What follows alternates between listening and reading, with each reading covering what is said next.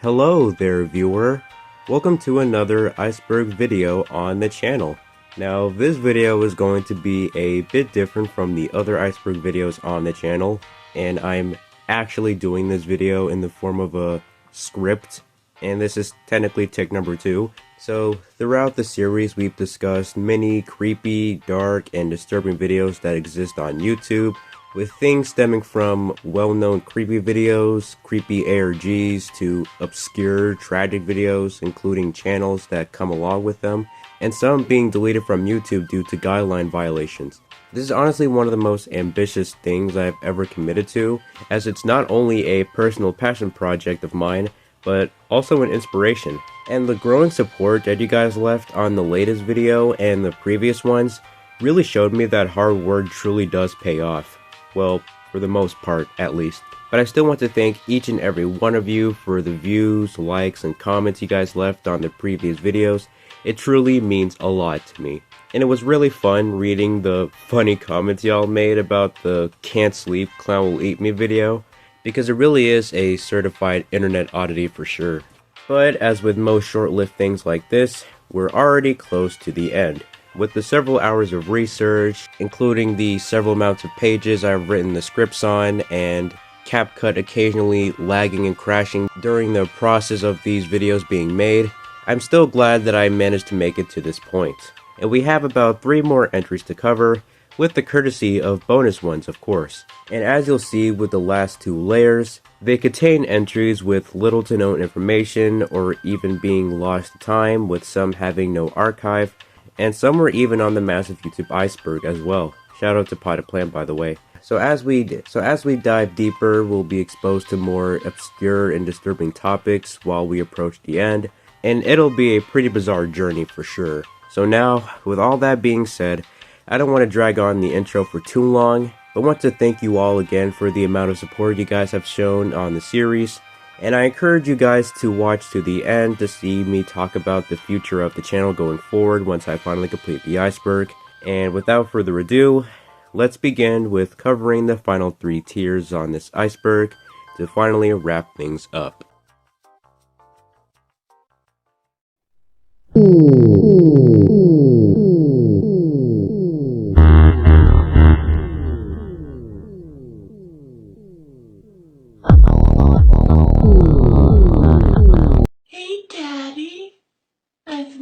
You?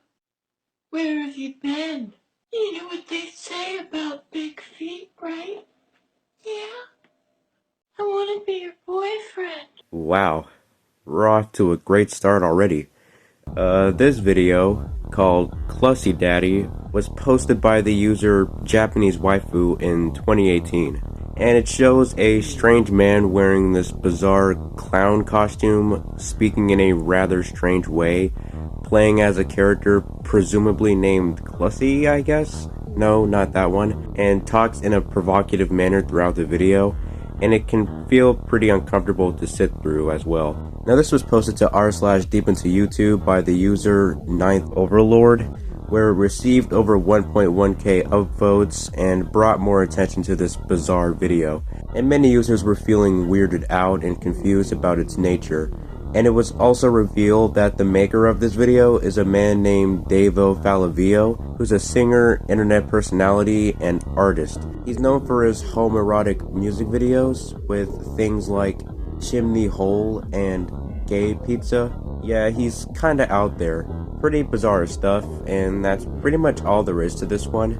Another classic bizarre YouTube video that's still pretty unnerving even with the given context. Also, I wouldn't be surprised if you guys thought I'd be talking about that female Clussy clown character from that Ace Attorney meme, because that's what that word is mainly attributed to, thanks to it going viral in 2022. BHFS is a video posted in October 2019 by the user Fia Globel, and it showcases what appears to be deceased cattle all over the ground in the middle of some kind of field, where a man is also seen thrashing around while screaming in distress, and 2 other individuals can be seen rushing towards him to see if he's alright. It's a rather disturbing sight to see, and it's both saddening and eerie with the subject matter and from this guy's reaction in the clip.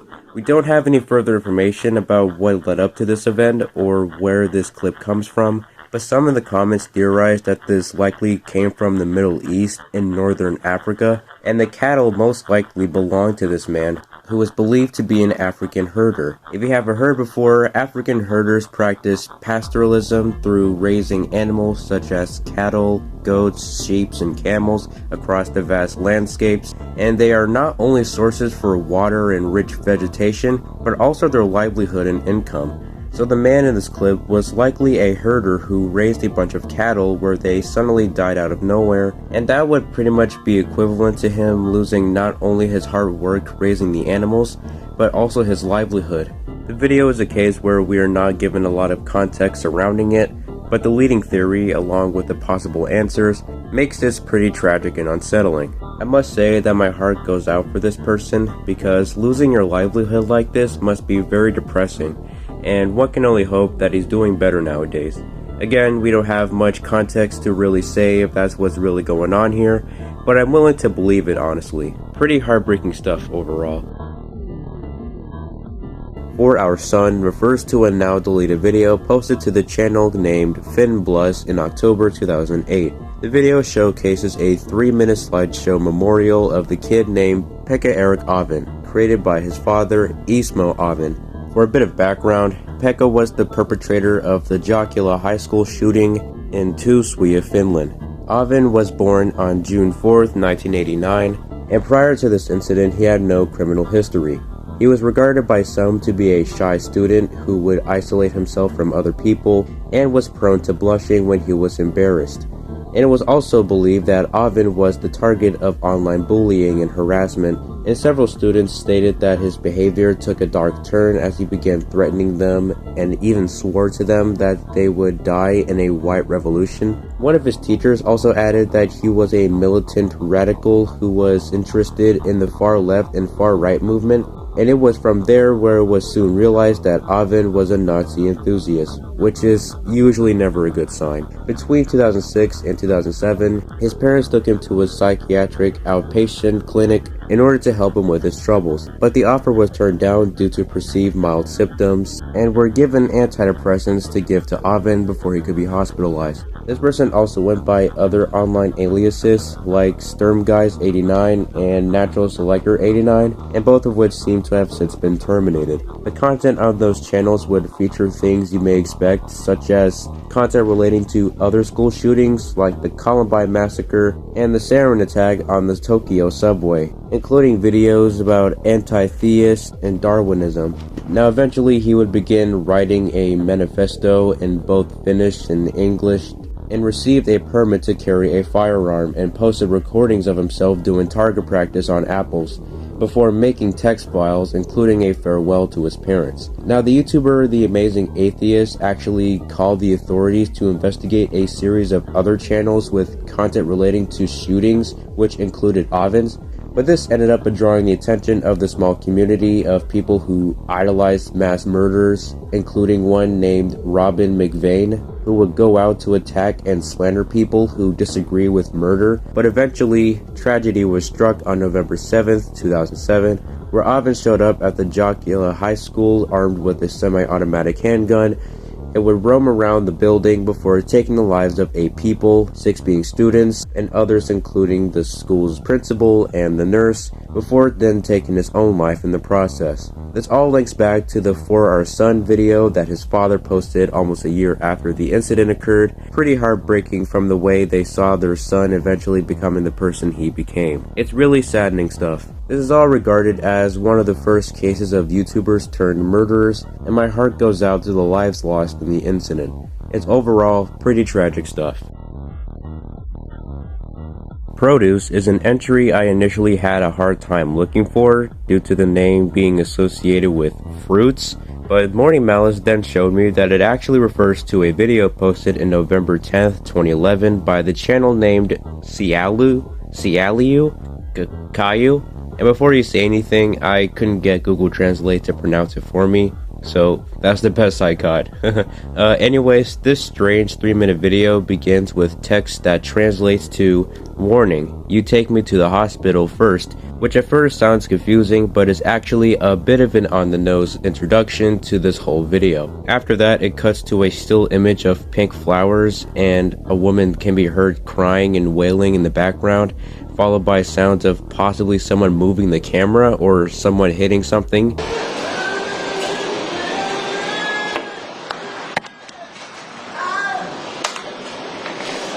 The woman can also be heard speaking in some parts in a different language that is hard to understand, and the image becomes more distorted before the clip ends.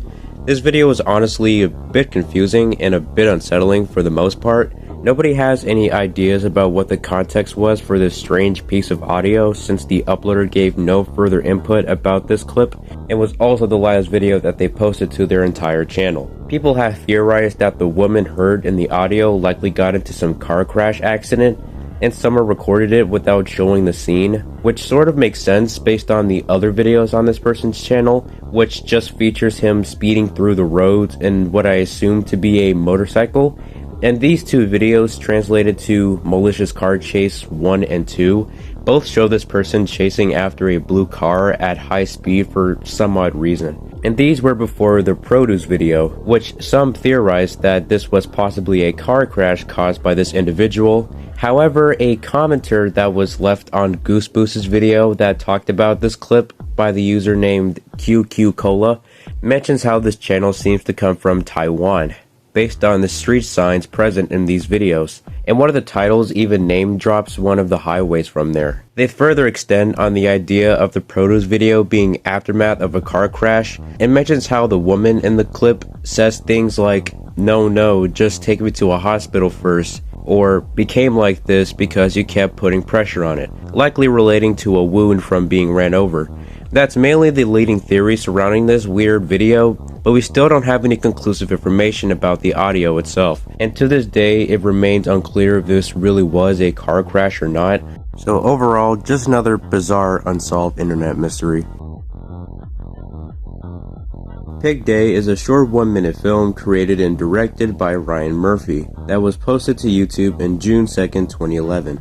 The video introduces us to the cult-like tradition called Pig Day, which has been cherished by many since 1972, and the rules follow that any meat consumed must come pre-packaged, individuals are barred from going outside, any attempts to communicate with the pigs aren't recommended, any image or likeness of Princess Diana is forbidden, and it's also banned in Canada. This is a fairly well-made creepy short film that has a unique horror-like atmosphere and vibe, and it does a good job with presenting itself as some sort of cult-based tradition, and it's also kind of goofy at the same time. Too bad someone like Peppa Pig wouldn't be able to be qualified for this position.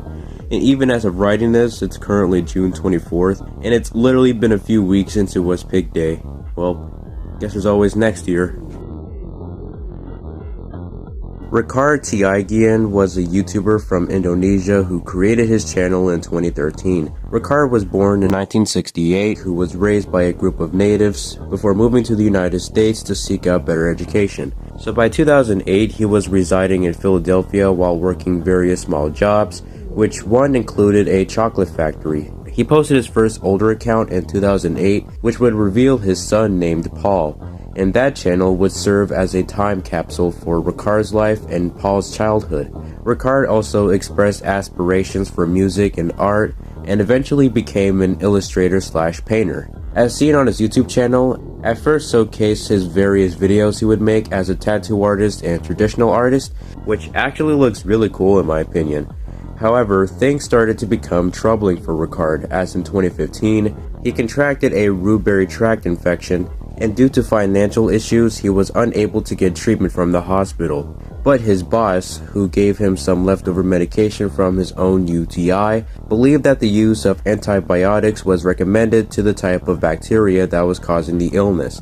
This would only make Ricard's situation much worse, as he began experiencing discomfort and side effects like chills and pain in the spine, which are actually rare effects of common UTI antibiotics, and even received antibiotics from his nurse sister, which he then reported even more negative effects effects like extreme muscle pain and kidney damage, which again aren't common. Eventually, he then reported to have significant insomnia after the infection grew worse and was given sedatives by his doctors after flying back to Indonesia, leaving him separated from his son in the United States. And by mid-2016, he would stay up every single night and day as he was bedridden for the rest of the year, and mentions how his skin was peeling off, and that he felt plentiful amount of guilt while being away from his son. As his health began to deteriorate, his videos would show him having a hard time falling asleep due to his insomnia affecting his health, and he would tragically pass away on December 9th, 2016, possibly from body stress, severe insomnia, or other effects. But the cause of death was never actually confirmed, as an autopsy was never performed in Indonesia. Overall, a pretty tragic situation all around, and my heart goes out to Ricard and his son.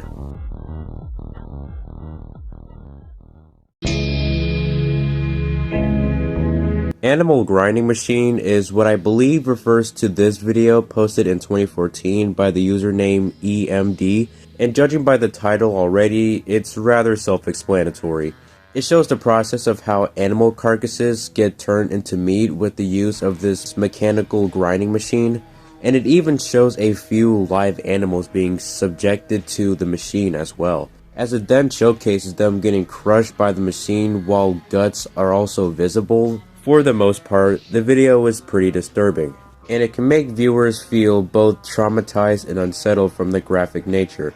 I'm not sure where this clip comes from, but many in the comments say that it's both brutal but oddly satisfying at the same time. I guess in a sense of curiosity of how animals are usually made into edible meat you'd find in stores, or just because some just find it oddly satisfying, period. Or because some people are weird, I don't know. Nevertheless, it's still a rather brutal and graphic low quality clip that I wouldn't recommend you search up for yourself, and it somehow managed to stay up on YouTube for the past 12 years. In the description even has a now defunct link to a royalty-free instrumental website for some reason, even though it has literally nothing to do with the video at all, and it doesn't even have music in it. Very strange. Man, where do I even start with this?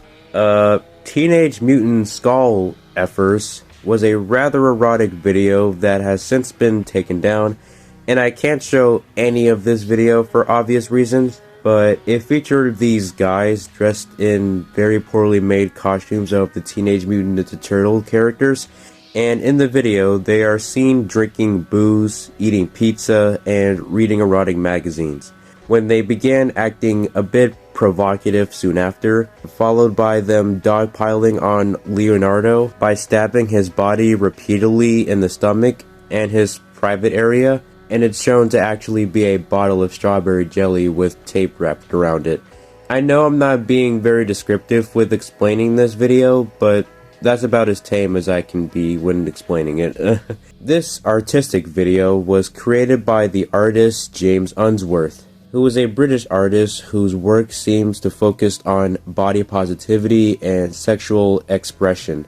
And a Day's digital article was made that showcased more of his provocative artwork of the Teenage Mutant Ninja Turtle characters, titled The Ninja Turtle Sex Museum. James also states how he used to love the Ninja Turtles, and also thought of this idea by combining incongruous things together, and was interested in the idea of merging Ninja Turtles and erotic media altogether, which then led to all of this being developed. However, Viacom wasn't too fond of Unsworth's erotic artwork of these characters, so they ended up suing him for copyright infringement, leading to his channel being terminated. He tried to rename it to Martial Artist Turtle Sex Museum, but this resulted in Viacom issuing another lawsuit against him, which prompted Unsworth to take down all of his TMNT artwork after he profited off their intellectual property, and he hasn't made any more Ninja Turtle related artwork since then, and nowadays still posts his erotic artwork to his website. This is a rather peculiar case on the internet of an erotic artist making provocative artwork of Ninja Turtles, to then getting chased off of doing so after getting issued copyright infringement. And while I sort of understand Viacom's decision to copyright this guy's art of the characters since he profited off of it, Viacom is also controversial themselves, like the time they sued YouTube in 2007 for $1 billion, claiming that YouTube was built on piracy for having thousands of its unlicensed TV clips, and had the courtesy to ask them to hand them over 12 terabytes of data of average users, including their viewing habits and usernames. And going after this one independent artist just because of the artwork he made is both understandable and odd at the same time. But maybe it's just me. Crazy stuff, I must say. 6996 is a strange video that was posted to the channel translated to Storage SF in 2021. The original clip is in Russian, so I'll showcase the English version by the username Vedravin. The video depicts these sets of text along with flashing lights and weird faces, followed by loud staticky and lullaby-like sounds, with the text saying things like, "Now you will be happy and you will know much more. I'll give you a clue that will help you unravel this number." This video is pretty freaky in of itself, and the strange uncanny visuals and sounds make this video have a rather creepy and unsettling vibe. Actually, I'm not sure if this entry is specifically referring to this video, since there are plenty of other ones with 6996 in the title, and all share similar unnerving and creepy visuals combined with bizarre faces and music, but I believe the Iceberg is referring to this video since it has the most amount of views. And this upload is actually a re-upload of the original clip, as some mentioned in the comments that the original clip was taken down and it was actually made in September 10th, 2010. This article explains how this video was possibly a parody of not only the Wyoming incident, but also the Legislip incident, which I also sort of had that vibe when I first saw it myself. It also mentions how it captures the hacking of a Krasnodar television channel in 2002, and it asks us to solve the riddle of the 6996 number. And according to the article, the meaning appears to be a message about the value of human life as seen by the fragment above at the 2-minute and 36-second mark, and the 6996 number symbolizes the date September 6, 1996, the day a moratorium on the death penalty was introduced in Russia. This eventually became a small trend of videos on the Russian-speaking side of YouTube, taking some inspirations of the OG upload, with their own disturbing clips and creepy messages, taking on the tactics of Russian death files, which are different compared to the Wyoming incident, as they are occasionally scaring the viewer with randomness on the screen. These have since fell out of favor in recent years, but they still stand as a small unique genre of horror videos that still creep some people out to this day. Wood.jpg is another strange video that was posted in 2012 by XXY Group 21. The 2-minute video just features this zoomed in picture of a girl with a sinister smile, all the while some distorted loud sounds play over it. And occasionally the image itself becomes more distorted, where it flashes 2 different effects before the video ends. Now, just like the previous entry, this video also is tied to a Russian-based creepypasta, where it mentions how wood.jpg is a graphic file format that was rumored to be found on a disk with the city streets, including file sharing sites. Then it says how the file was first discovered on the now defunct website on January 4th, 2007, but a Wayback Machine search actually shows otherwise, and that the site is actually dedicated to the anime series called The Lane Experiments. Man, I never thought I would be able to mention this series until now. The creepypasta story goes as this. While attempting to run the program Accept GIMP, Windows Media Player Classic launches and displays a video clip, but the video accompanied by 130Hz audio shows a face staring at the screen in surprise, that become clearer and smiling, and anyone who views it up until the end will feel ill and will immediately vomit afterwards. And anyone who sees the video fragment with the smiling faces will smile back. And all effects are effective on animals, but data on the effects on animals are conflicting. The article then lists 3 sources of which file is the original, like this one, which resembles Miranda Mortigar Glusgorf, and the second video, which is the one we know, but it was said to have actually been originally uploaded in October 5th, 2011, that has since been taken down, and even includes the original SF photo, which is the infamous neck-bent woman photo. aka the Witch Girl. And it lastly includes the supposed true version of SF, but it was eventually revealed that the still is from a film called King Kong Lives, featuring the actress Linda Hamilton. That's where the creepypasta ends, and there's honestly not much to say surrounding it, and it's yet another horror story that has a small mystery tied to it, but besides that, that's all there is to this one. Animated gore videos are rather self-explanatory. They are a genre of videos that primarily consist of animations that would depict violent, graphic, and grim content. We've touched on a few of these in the previous videos, like the Happy Tree Friends series, David Firth's Salad series, and even a bit of those Elsagate videos if you want to count those. But there are many more examples of this that many of you are likely familiar with, like those bizarre sprunky gore edits, the My Little Pony animations by Mr. Davy, like Smile HD and Cupcakes HD, and ones that were done in the form of CapCut edits. These videos are always so bizarre to me because it kind of shows how the violent, edgy side of the internet is holding up in the modern day, and more often than not, you would see that the vast majority of these graphic animations would depict child-friendly characters, or characters that have a childlike art style, and that itself reminds me how people in the early 2010s, especially the ones in the Go Animate circle, would get a rise out of making videos, artwork, or animations of the characters suffering in any scenario. And that's also kind of what these modern graphic animations do in some capacity. But there's also some graphic animated videos that are actually well made, and even with a small story tied to them. I am aware that Cupcakes HD is a creepypasta and all, but the Mr. Davy animation looks so accurate to the actual show, so accurate that I can't really describe it into words. However, they still remain pretty disturbing in their own rights for millions of people, so it's still recommended that ones with a weak stomach views these animations with their own discretion. Overall, animated gore videos remain as timeless pieces of dark and disturbing YouTube content, but I still wouldn't advise those who are sensitive to those kinds of animations to search them up, since they are still rather discomforting for some.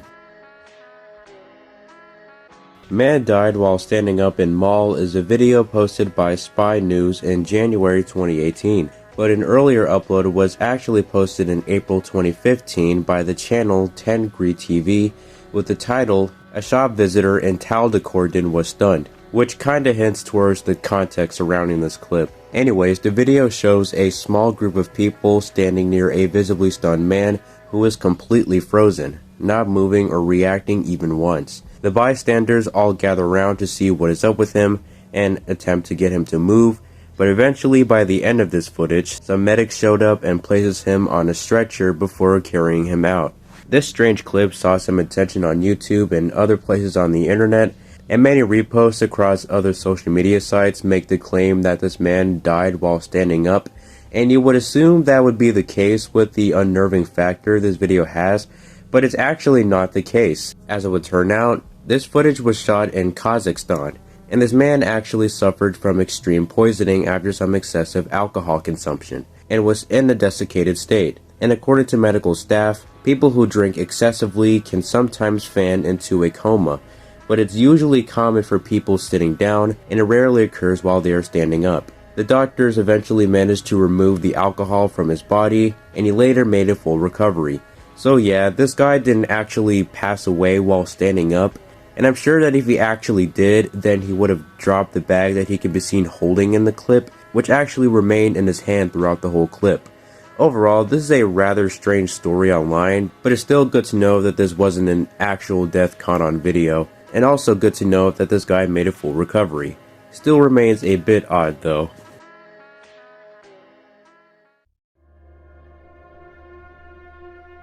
Asubabuwana is another search term on YouTube that's similar to animated gore videos, and when searched up would give you graphic and disturbing videos or clips that would mainly be in playlists or YouTube shorts. This one, however, is a more disturbing factor in that category, as it would actually present you some shocking videos with a unsettling thumbnail in the mix. These are mostly in playlists like many of these shocking videos are, and some even use a low quality filter to bypass YouTube's moderation. Even though you won't find this immediately after searching this up, you'd still find some disturbing videos after scrolling for a bit. So I can't actually show you any examples of these, and I advise you not to search this term yourself, as you'd have a chance of stumbling across one of these videos, and they definitely aren't for the faint of heart. So that's mostly it for this one, and once again, I advise you don't search this up for yourself. You're the Guinea Pig is an anti-drug PSA that originally aired in Singapore in the late 1990s and was then uploaded to YouTube across various channels. The PSA itself starts with an old record song playing, followed by a light illuminating some kind of laboratory, and then some scientists do some experiment, and one of them picks up a tablet using tweezers before dropping it into the mouth of this man who was forcibly strapped down, looking visibly uneasy as the narrator remarks the lack of knowledge on the ecstasy drug, saying the following: "Take ecstasy and you're the guinea pig." This PSA basically tells the audience a message, warning them that the use of unregulated substances essentially turns them into a human test subject for irreversible brain damage, which honestly sounds like an unnerving factor. This is widely regarded as one of the most horrifying PSAs that many have seen, and I honestly don't blame them given the content alone and the aforementioned message that is present. But what's also odd is that the song used in this ad remains a mystery.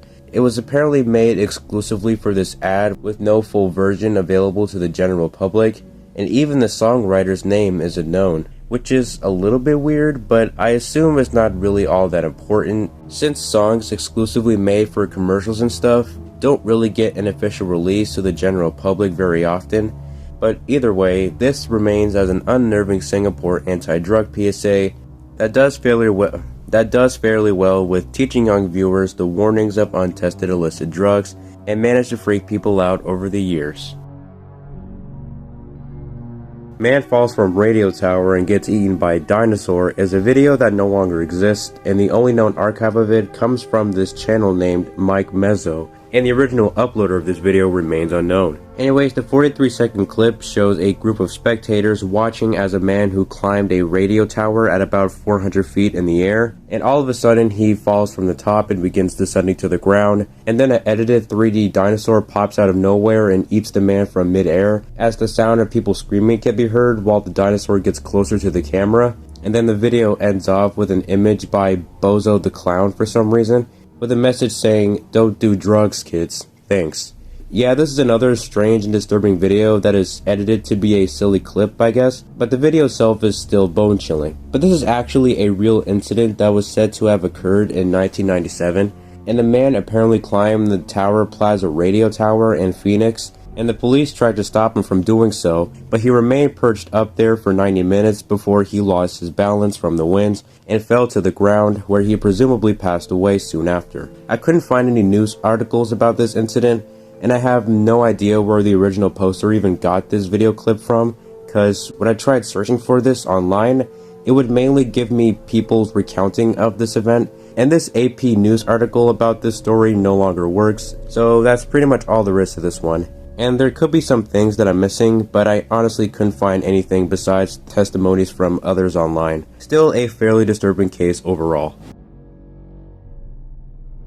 US Marine throws puppy off a cliff was a video that was originally posted in 2008, and it's unfortunately what the title implies. I can't show the clip here, but in this video, a US Marine Lance Corporal named David Mortari is holding a small black and white puppy while he and the cameraman, who is another US Marine named Sergeant Chris Marvin Baines Encarnacion, both smile and comment on how cute the animal is, and David then proceeds to throw the puppy into a deep cliff where it is then heard yelping in fear as it flies through the air into the cliff. And then another individual can be heard off screen saying, "That was mean," before the video ends.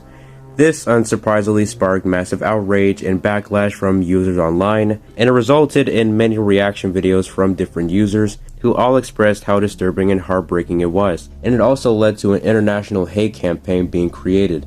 And due to the growing backlash and the disturbing nature this clip presents, the video was eventually removed from YouTube, and Mattori was later expelled from the military, while the second Marine was given a non-judgmental punishment as well. But the severity of the discipline wasn't disclosed due to apparent privacy regulations. The Marines that conducted the investigation after this video was brought to their attention made a statement stating how the actions that were seen in the clip are contrary to the high standards we expect of every Marine and will not be tolerated. And yeah, it's understandable why something like this can be viewed as painting a bad view to these elite forces who are mainly known for their frequent aid to provide rapid humanitarian help as well as disaster relief for global emergencies. And having schmucks like these definitely should be taken seriously at all costs. Overall, this situation is pretty tragic, and the general disregard for the living of that animal in the clip makes this more heartbreaking. I know the entry after this will be a questionable tone shift, but it's still pretty sad stuff by far.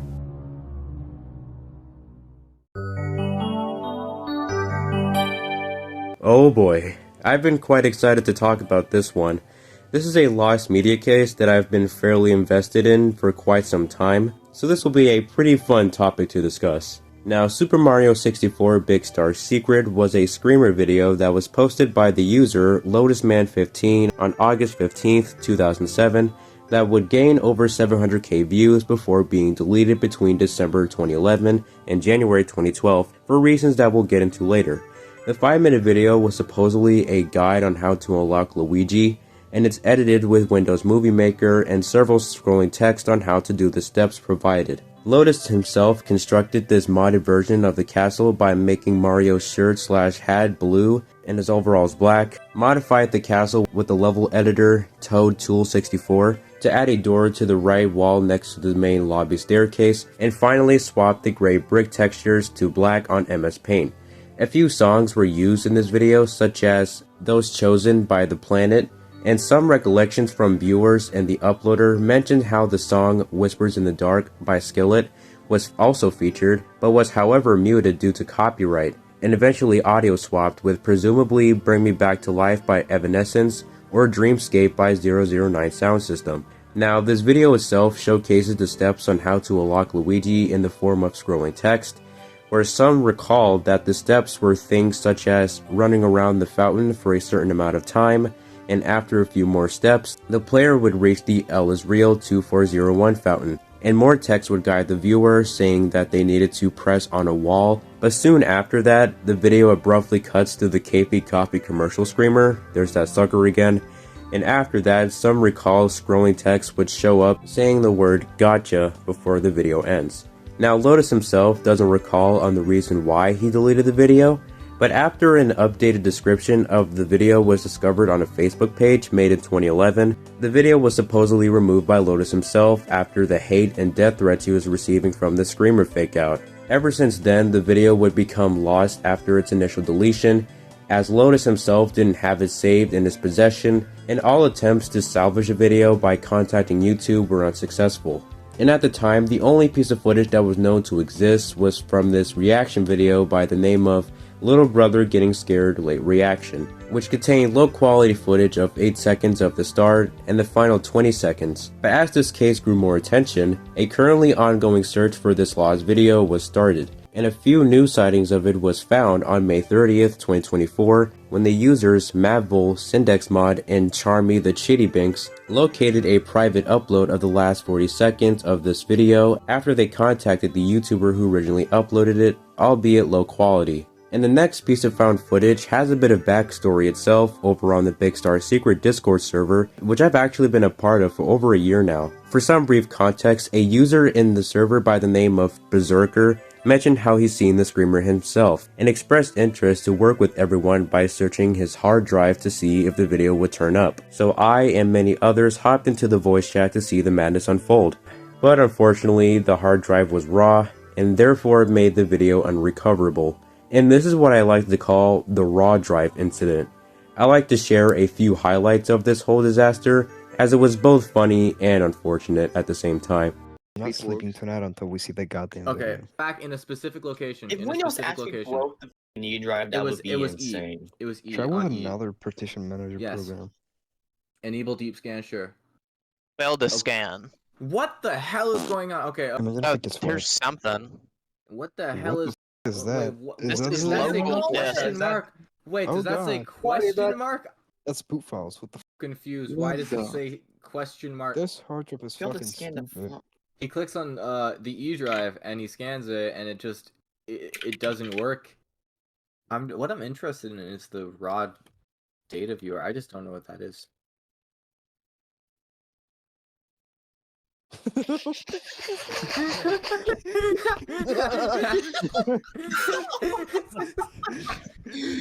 a raw drive. Kind of like in the Yeah. in-between zone of working and not working. Yeah, it's I think it's over. Limbo. It's so strange. Like, I don't know, man. Now after this whole thing, the search was now in another cold state, until 4 days later on May 13th of last year, when a user on the LMW server by the name of Peter managed to locate the first 47 seconds of the video through his old Windows XP computer with a corrupted browser cache, which caused every video he watched to remain within his computer. This undoubtedly reignited the search for some time, but unfortunately, as of writing this, the remaining 4 minutes and 25 seconds of this video remain lost to this day, and no piece of footage was found in May of this year. I mention this because literally in the course of 2 years, in 2024 and 25 respectively, new footage was found in May of those years, but unfortunately not this one. And heck, not even blaming on Jorge's video was enough to get this video found, as this usually somehow happens with the previous cases he's covered. But what I want to quickly mention is that one of the members involved in the BSS server, Syndexmon, made a very interesting video about the cache method on YouTube that can not only give BSS a decent chance of being found, but also other pieces of lost media as well. Even Moist Critical saw this, and it can even be used for his own lost media also. This video is pretty good, I recommend you go check it out. To this day, Super Mario 64 Big Star's secret remains mostly lost, and it's unknown if it will ever turn up someday. But I gotta say, this was a pretty fun lost media case to discuss on this Iceberg, as it's something I've kept up with for a while. Heck, even one of the members of the BSS server is subbed to me. Shout out to Disastrous, by the way. Overall, this remains as one of the most ambitious but fascinating pieces of lost media on YouTube that has yet to be fully found in any capacity.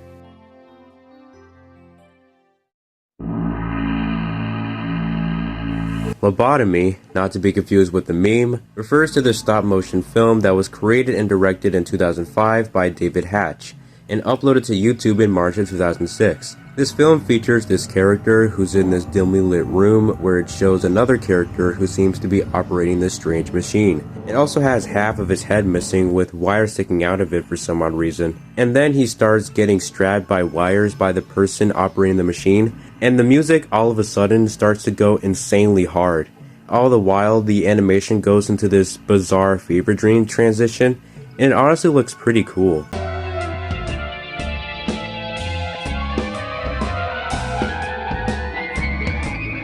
The film is rather well made, and I gotta give props for it having an unsettling premise, and it reminds me of the various stop motion shorts that were done by David Firth. And the music also has an oddly catching vibe to it. Not much else to talk about this one, but it's still a pretty well made scary short film at the end of the day.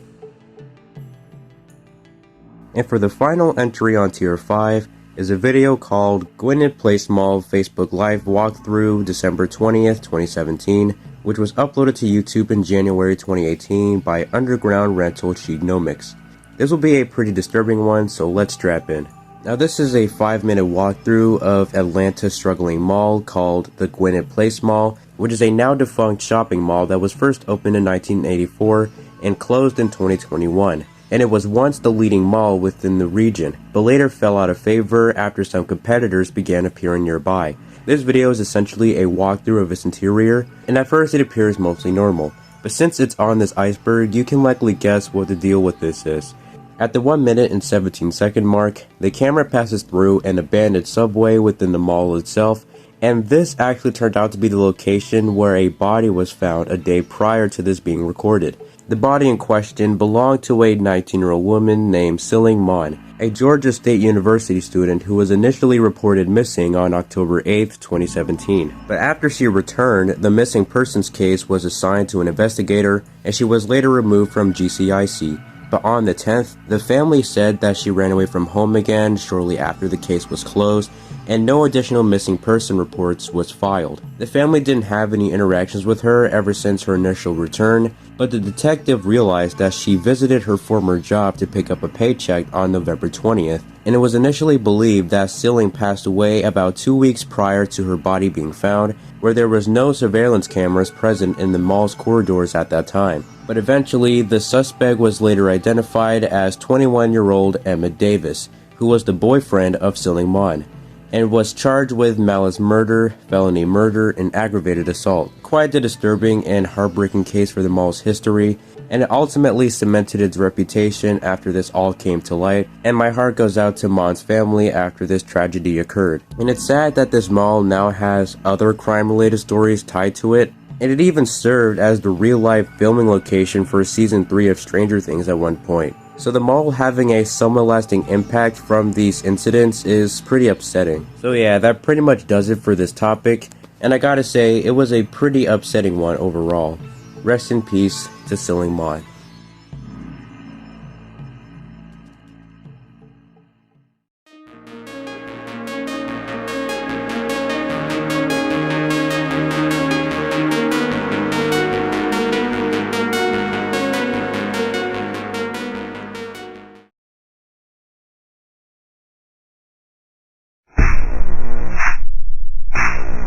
Starting off the trend of obscure videos and channels, we have Michelle's hair and makeup tutorial part 2, which was a trolling video from the game called Second Life, which was originally posted by the user Derek Not a Fish in 2017. It starts out as if it were an actual makeup tutorial by this female character named Michelle that lasts for about 40 seconds. But it then switches to Derek's voice, revealing that this was actually a predator catching operation where he got in contact with a random individual, pretending to be a 15-year-old girl with a voice changer. And then he meets up with the creep in game, where he proceeds to roleplay with the character in a provocative way, under the impression that he's doing it with a 15-year-old girl, saying how she is his little captive, as well as other revolting things that I'd rather not repeat. And Derek also did not censor the intercourse present in this video, which is why I won't be showing the rest here. But by the end of this whole event, he eventually reveals to the predator that he was being recorded the whole time, and that he's been caught, and that causes the creep to leave the call soon after. Now this was discussed on this post from r/deep into YouTube, where a few people expressed how odd and creepy this video was, and it was eventually taken down from YouTube for violating their policies on nudity and sexual content. And mirrors of this video often get removed from there and other platforms, but it was eventually uploaded to archive.org. Now this was a bit hard to sit through myself, and even though this was basically a Second Life sting operation, it's still disturbing from the way the creep details his disgusting mindset to the character Derek is playing as. You can still find archives of the video online, but do watch at your own discretion.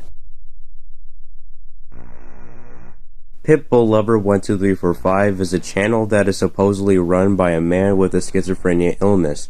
A bunch of his videos are about how he sees demons and that he has parasites in his body, and also claims to have strange things happening to his pupils, and also seeing aliens. But in many of these clips he would usually record nothing happening, and most of the time the only thing that can be heard is his heavy breathing in the background. The main conclusion that some do agree with this is this person might have some schizophrenic illness or an addiction to drugs like methamphetamines, because he does appear to show signs of those based on the video where he claims to have captured an alien and that it's still alive. And in the description he says how it's the scariest thing inside of him and that he doesn't feel human while believing he used to breed those creatures. This leads to the notion that this guy believes he's being gang-stalked and claims to have these visions of supernatural beings and otherworldly terrestrials, but is for the most part having hallucinations of some kind mixed in with intense paranoia. Nowadays his channel activity has gone silent and he hasn't posted in 7 years, so we have no idea of what ended up happening to him, though it is possible that he either got arrested or passed away from some overdose. This comment on one of his YouTube shorts from March of 2018 believes that the male that he showcases in that clip likely belonged to a deceased man from Hard Glen in Westlake who died in 2017, which wouldn't really add up if his final video was in 2018, and they either mistyped the date or mistook it for the wrong person, because it is possible that the Pitbull Lover person picked up this random piece of mail they found somewhere and decided to record it for a video. But either way, there isn't any further information on what happened to this guy, and it's unlikely we will ever know since he has no other social media accounts tied to him. VHS refers to this video posted by Conjo Beat Store in 2015, and honestly, I don't have much to say about this one. It has some bizarre flashy visuals, including constant repeated clips of demonic entities that is upside down for some reason. The description of this video is more Russian text that's actually a story tied to this video itself. So this person said that they borrowed a neighbor's VHS tape recorder and decided to watch their own tapes on it, and for TV rarities, where they witnessed interesting stuff called dialogues on official commercials from TV6 and other shows where they decided to digitize them. And in doing so, they were in possession of commercials dialogue about fishing. They weren't sure what to do with them, so they uploaded it to a website detailing what they saw. 3 minutes of some distorted cartoon or music video, including unsettling music, and that the video played in rapid changing fragments and disappeared on a few occasions. And nothing else came from it, and they brushed it off. But then they explained the situation on a forum, and then a person stated how their eyes and ears began hurting upon viewing it, and another claims to have fallen asleep after watching it. So they decided to view it themselves once more, and while analyzing the details, they experienced effects of vomiting afterwards. Whereas they no longer experimented with the video and decided to repost it on both Yandex and YouTube, and encourages others to watch the tape themselves to see what effects they will feel. Honestly, I feel like the only effects this video will give is epilepsy with all the flashing lights and stuff. And I guess that's what the alleged individuals who told about how they felt about this tape explained in particular. So that's pretty much it for this one. It's yet another alleged cursed tape creepypasta with some interesting structures, but there isn't much else to say here, so moving on. 200030308 was a video that was originally uploaded to the channel Oh Thomas No in June of 2011. That has since been taken down for violating community guidelines, but it was however archived on the Wayback Machine in 2016. But I will showcase this censored re-upload that was posted by Mr. James Perez. There he is again.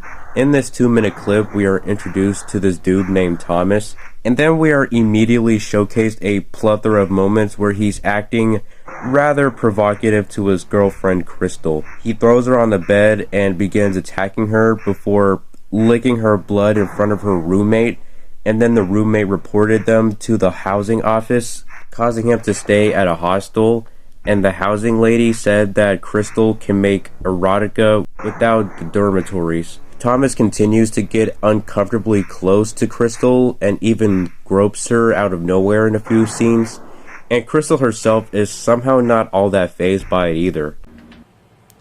So, Crystal, you just had a night of sex with Thomas for $250. Was it worth it? I guess so.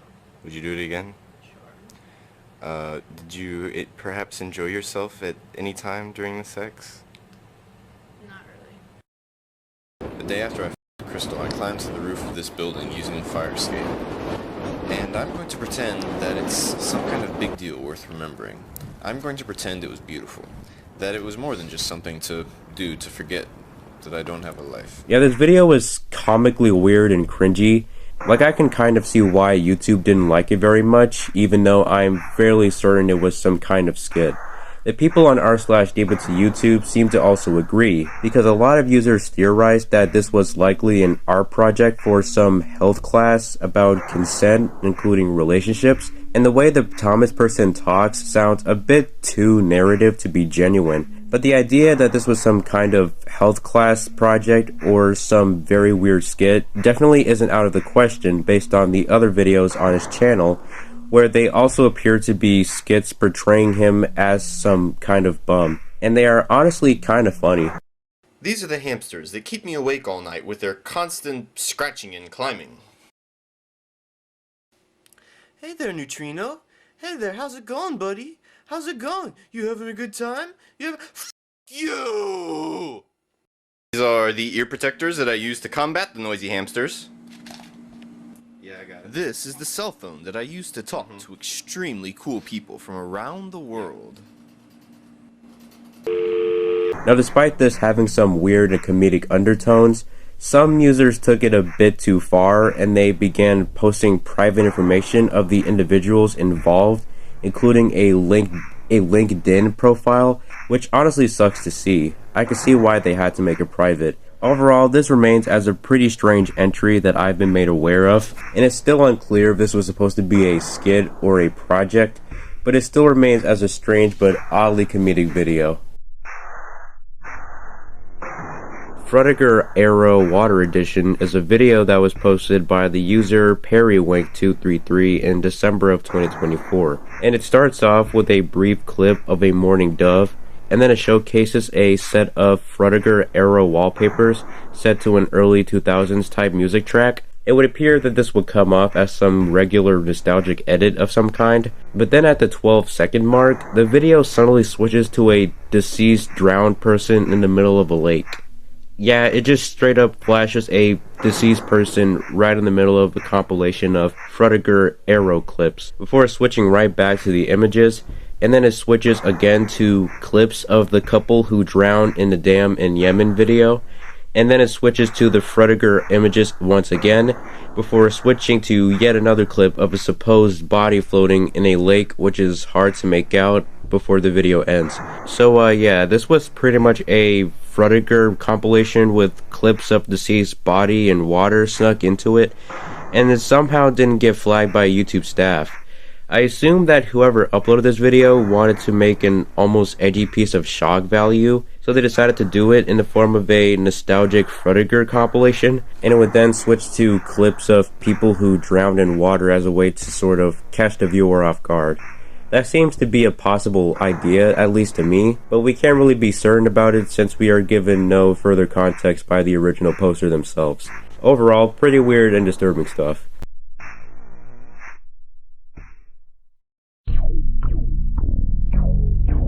For our second bonus entry in this iceberg, we have a channel called Weirdos TV, which was created back in October 2010 during the pretty old days of YouTube. The channel's bio says how it's a live free-form expression of music and spoken word, with inputs from callers to 1-800-WEIRDOS and friends of Weirdos.com, and says it to be the weirdest show ever. And by watching a couple videos from the channel, it would definitely give you weird and pretty bizarre vibes. The hundreds of upload on the channel presents the many weird and wacky visuals and music in several motions, with the floating head character named the Head Weirdo, and it presents itself as a show that has a ton of episodes and would often have some flashy effects going on in the background with bizarre music playing throughout. And they often feature the weirdo head character talking to an individual or discussing random topics. Honestly, describing it won't be as easy besides me showing you a couple clips of these episodes. They're kind of dope in a weird way, which is obviously the whole point. Welcome. This is the promo for my TV show. The TV show is called Weirdos TV, and I'm your host. I'm the head weirdo.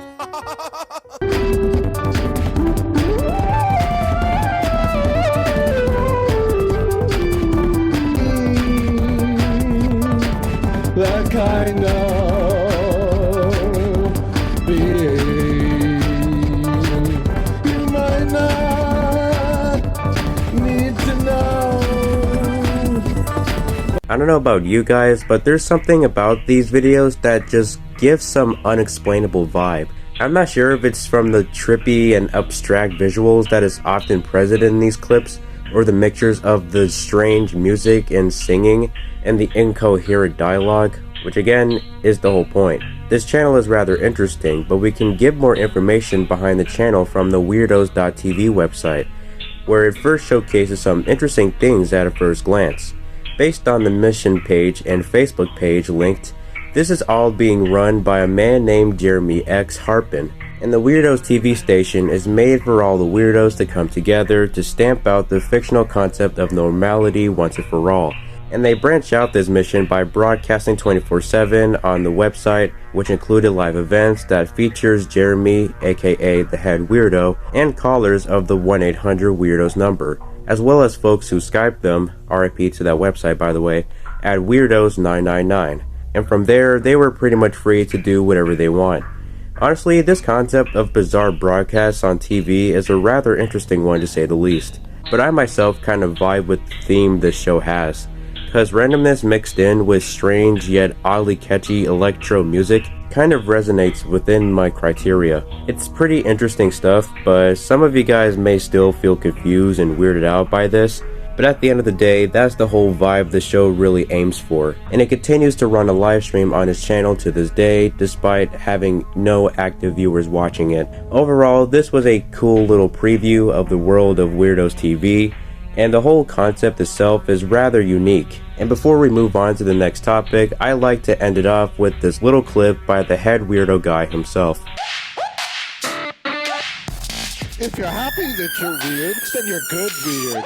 If you're scared of being weird, then you're creepy. Somebody is weird. Yeah. He's not good.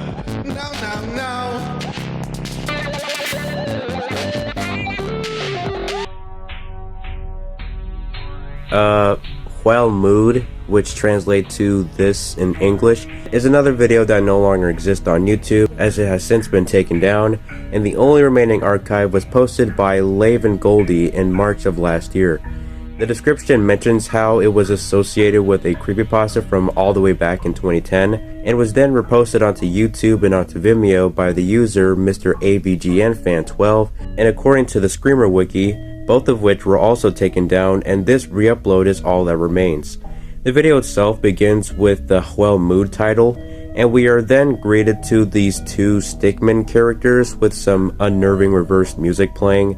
The shot switches to both of the stick characters at a time, but after switching from the character with the stitched lips, the white stick character's face burns into a wide mouth expression where blood pours from its face, and then graphic and disturbing images suddenly flash on screen as it progresses, and we then learn that the Stitch Mouth character was standing there watching as the white stick character succumbs to its painful injury as it falls to the ground while seemingly pleading to the other stick character before it turns fully black, and soon after they both disappear.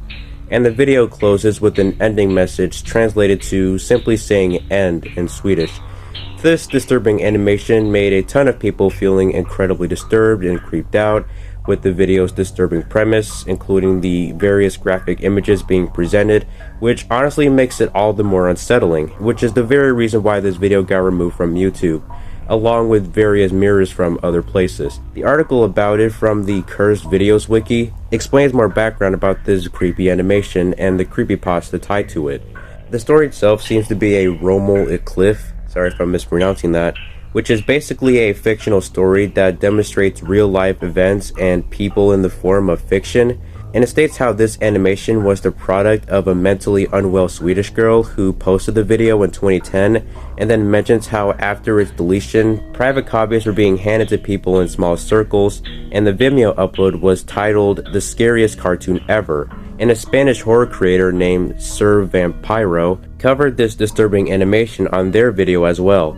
Now it is unclear on who the animator of this video was or what the purpose of Well Mood was, but the author theorized that her username was called Zorbaz with numbers at the end. But through some digging, they then realized that there weren't any examples of her channel or the video tied to that channel that are known to exist, and a few believe that this was all an alleged piece of vent art, likely part of some small horror series in of itself, or an animation specifically made for shock value.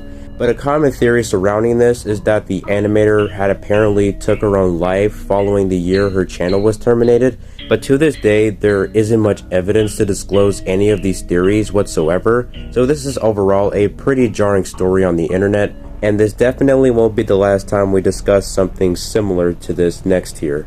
But whatever the case, very creepy and disturbing stuff for sure. A Change for Rain refers to a video posted by Dreams of Babies in November 2015, and it depicts a faceless woman doing a careful process of changing the diaper of this realistic lifelike doll, which looks a little uncanny and a little creepy. And throughout this 17-minute video, she places the baby doll in new clothes and socks while talking to the viewer, which for the most part is pretty normal stuff. but the doll itself still may creep some users out due to how realistic it is. And what's more odd is that this lady has hundreds of uploads on her channel, which showcases her taking care of other silicone baby dolls, including other things like Furbies. Their channel bio states how they were once a reborn artist from 2007 to 2021, but they are now a full-time collector of dolls including Furbies, and she likes to roleplay with them and take them out when she can. Now, the premise of the channel itself might make some believe that this woman might have some delusions of these dolls being her actual children, which I can sort of see to some extent, since there are other channels like this where they care for silicone dolls as a way to cope with a loss they might have had, but I don't really know if that's the case with this channel. The lady is aware that they are dolls and states how they are her collection.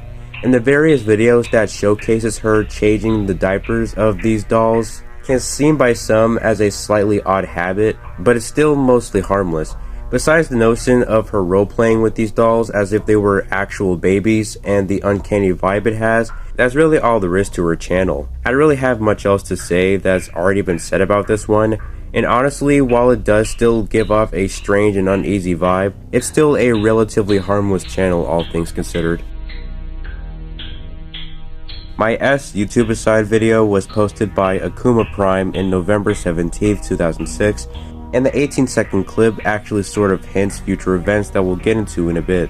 It starts off with Windows Movie Maker text saying, "My YouTube aside video, MySpace side letters are so 2005, and we are introduced to this shirtless man who tells the viewer that he initially had a lot to say, but the more he thought, then the less he cared, before immediately saying goodbye to the audience." And more text shows on how people can check his website named akumaprime.com for updates, and this clip instantly hints towards an individual who was going through a hard time. And going to his website, it does shed some light on who he was. The channel, as well as the site itself, was owned by a man named Evan Heed Boyd, who was a college graduate and once owned his bachelor's degree in psychology, and at the time he was studying MCATs in April with the hopes of attending a good medical school, and even taught English, math, and science for a time. The site states how it was made for humorous purposes, and any attempt to take it seriously is strictly prohibited, and I assume this was before the stuff that would eventually come later, since this was snapshotted in 2005. But as we see in the earlier snapshots of his website, he would post fairly mundane stuff throughout his life, like the movies he saw or his IRL interactions, and other deep stories. But things took a disturbing turn when he began making a series of blog posts about wanting to take his own life due to him suffering from bipolar disorder, expressing the way he treated others during manic episodes and how he felt physically weak during all this as well. And he apologizes to the people he hurt throughout his life and hoped that it can all be forgiven without any excuses. And as it would turn out, he eventually did take his own life prior to this video being uploaded, which was reflected by this blog post by his close friends who were given admin controls, where many shared their condolences to him and his family, and the users in the YouTube comments did so as well. This overall story is rather tragic and heartbreaking because this guy seemed to have a relatively positive upbringing from the start, and it's sad that this all took a dark turn later on, leading to the end of his life, especially since this story isn't super well known in the YouTube space. But my final thoughts on this whole thing is to say rest in peace to Evan, and my condolences goes out to his friends and family after this whole tragedy. Hope they are doing better nowadays. CamelSlaughter.mp4, our final entry in this tier, is a small rabbit hole in of itself that mostly finds its infancy within the Roblox community as an urban legend at one point.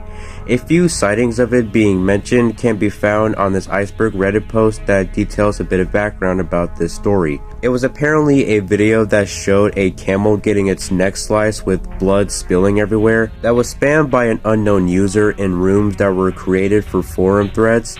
And this goes a bit deeper on this Roblox Creepypasta Wiki article that was made for this topic, and apparently it needs to be deleted immediately. Well shoot, okay, I guess we better hurry up then. The article explains that in 2012, which is regarded by many to be the best year of Roblox in terms of nostalgia, we are given a story from a casual player who would always chat in the forums, and while scrolling through the pages, they stumbled across a notification by a random user. that was an unknown link and only hinted with one sentence saying, "Here is a video of a camel along with a smiley face under it." The user thought it was just a random rickroll and carelessly clicked on the link itself, only to find out that the video was removed by YouTube. And after 15 minutes have passed, they grew bored of reading the forums and decided to play a few Roblox games to pass the time. But before that, they noticed 2 or more posts of an anonymous player posting links that had the very title, camelslaughter.mp4. There were posts from random players telling others not to click it, but they were overtaken by the spam messages which encouraged users to click it. When this user clicked it, they witnessed that it actually showed a real video of a camel being slaughtered, and they were shocked that at that time, the video wasn't taken down from YouTube. This story actually does have some actual proof of its existence, because going to the Roblox forums archive, there would be tons of discussion about this video by many users, including sharing the links to the supposed upload. But if you try to search for it yourself, you'd be first brought to this upload from livegore.com. I suggest you don't do this, by the way. And it claims to be the video in question from the old Roblox forums, but this isn't the actual one in question because a camel doesn't get slaughtered in this 15-second clip. But then I came across this clip from makeagift.com, and I won't show it here, but it does seem to line up with what was described in the story, and even links to the original upload, which is now private. But putting it on the Wayback Machine, it reveals that this was indeed the camel slaughter video that was talked about on the old Roblox forums, uploaded by Issam Al-Ghali in August of 2010. So yeah, this whole story turned out to be a genuine event that took place within the deeper corners of the Roblox community, and I gotta say, it still remains disturbing nonetheless. So that's all there is to this one, and it remains as a pretty unsettling tale that has ever graced both Roblox and YouTube. Whew, that's done. Only one more tier to go.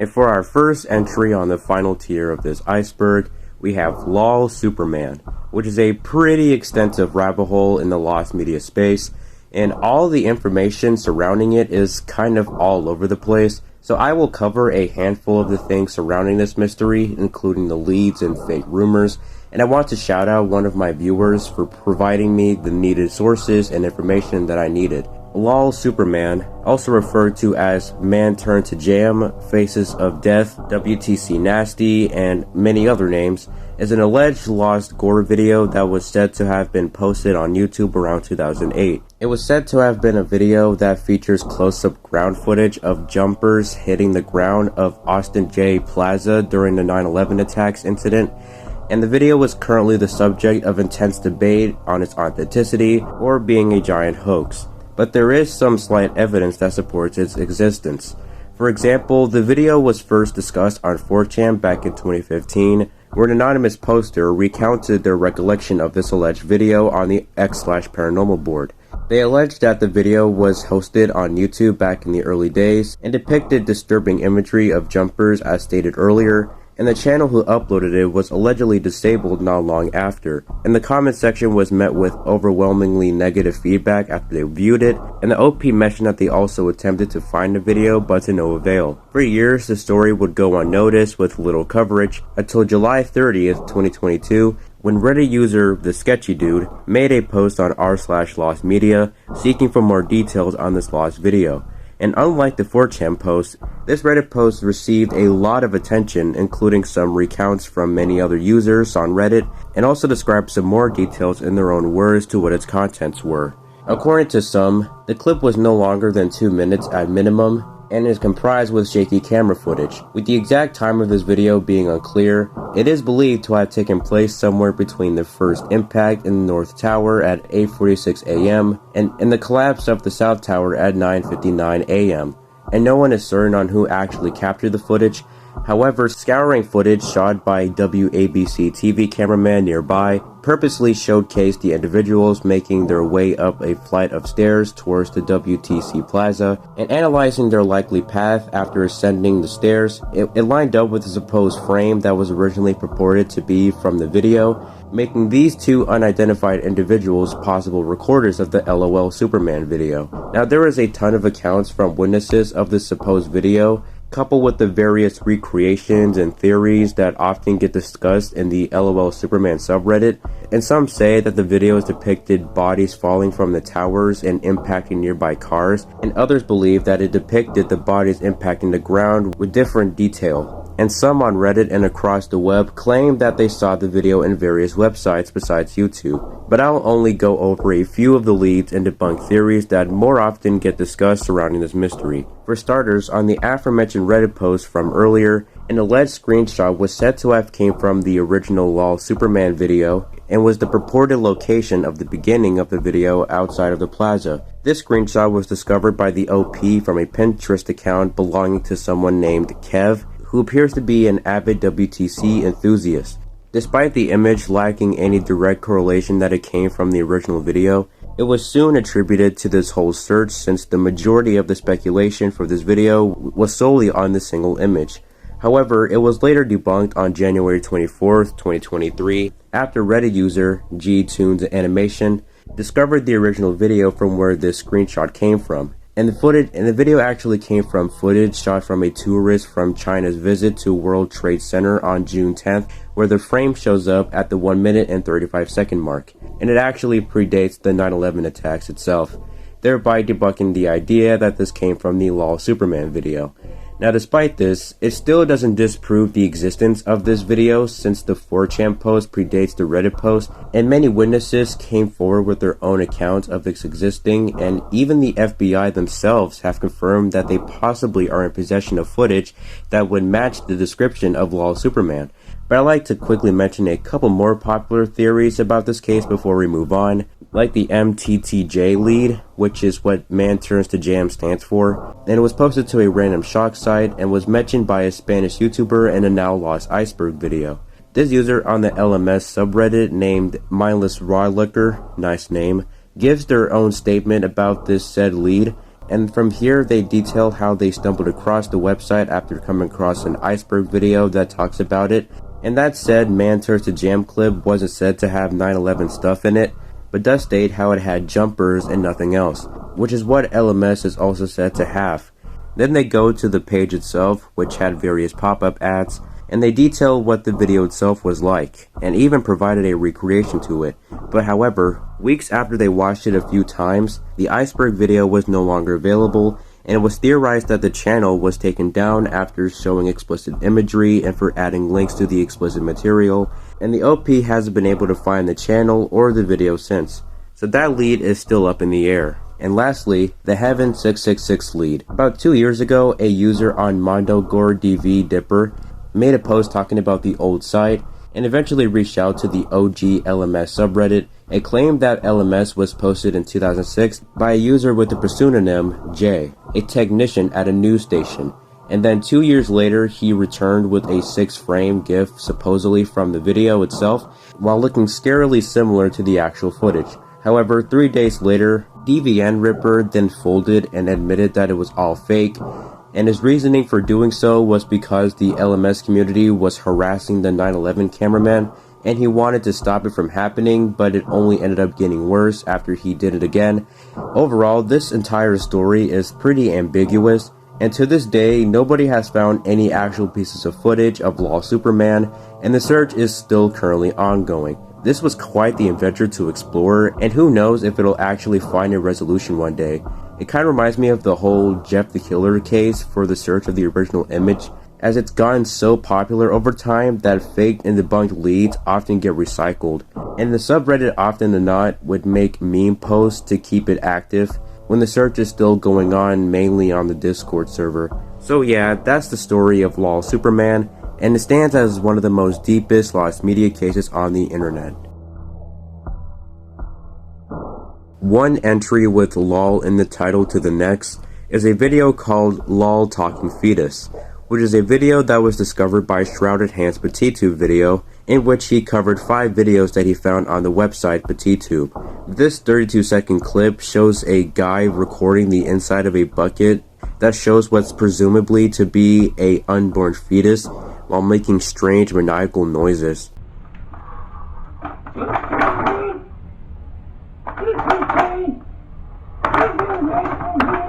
That's pretty much the whole clip, and the original video has since been removed by the uploader or by YouTube themselves, and this version from Shrouded Hands that is censored is all that remains of it. However, we don't know if this was actually a real baby fetus in this video, as the original uncensored version is now lost media. Some people believe it to be a fake plastic baby in a small bucket of Kool-Aid, while others who have seen the original clip claim that it's pretty much fake and that it looks nothing like a real fetus.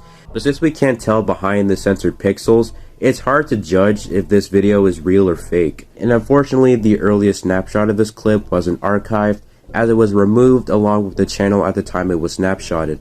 And we have no idea of knowing on who originally uploaded it, since Shrouded Hand didn't name drop the channel's name in their video. This is still a rather strange and unexplainable video that remains unnerving, and I feel like if the original version was found, we'd be able to clarify its authenticity, but to this day, no other archives are known to exist, and this still remains as an unsolved mystery. Suicide Jumper Screamer is another video that no longer exists, as it was taken down from YouTube, and there exists no known archive anywhere on the internet. The only piece of information we can gather for this topic comes from Morning Malice himself, where he states that it was a video that had around 50k views, and based on their memory, it was an old screamer from around 2010 through 2012, and started with text on a black screen describing a man who took his own life from jumping from a building, and it then tells the viewer to listen closely to hear the man's haunting final words, and it then plays a clip of the man jumping from the building in slow motion, and while he yells, something is hard to make out unless you turn up the volume, and it cuts to a clip of the zombie from the KV Coffee commercial screamer. Yeah, 3rd time's the charm, I guess. That's a pretty standard screamer that kind of stands on its own, all things considered, but other than this recollection, there's pretty much zero information about this screamer online. So that's basically all there is to this one overall. Galaxina, not to be confused with the sci-fi movie of the same name, was yet another video on YouTube that has since been taken down, and the only known archive of it comes from this re-upload on the Internet Archive, where we can see that it was originally posted in 2011 by the channel Holy Ghost Party, and the description mentions how this video was blacklisted from YouTube, and it would indicate that any re-uploads would be often removed off the site, so archive.org is the only way you can watch it.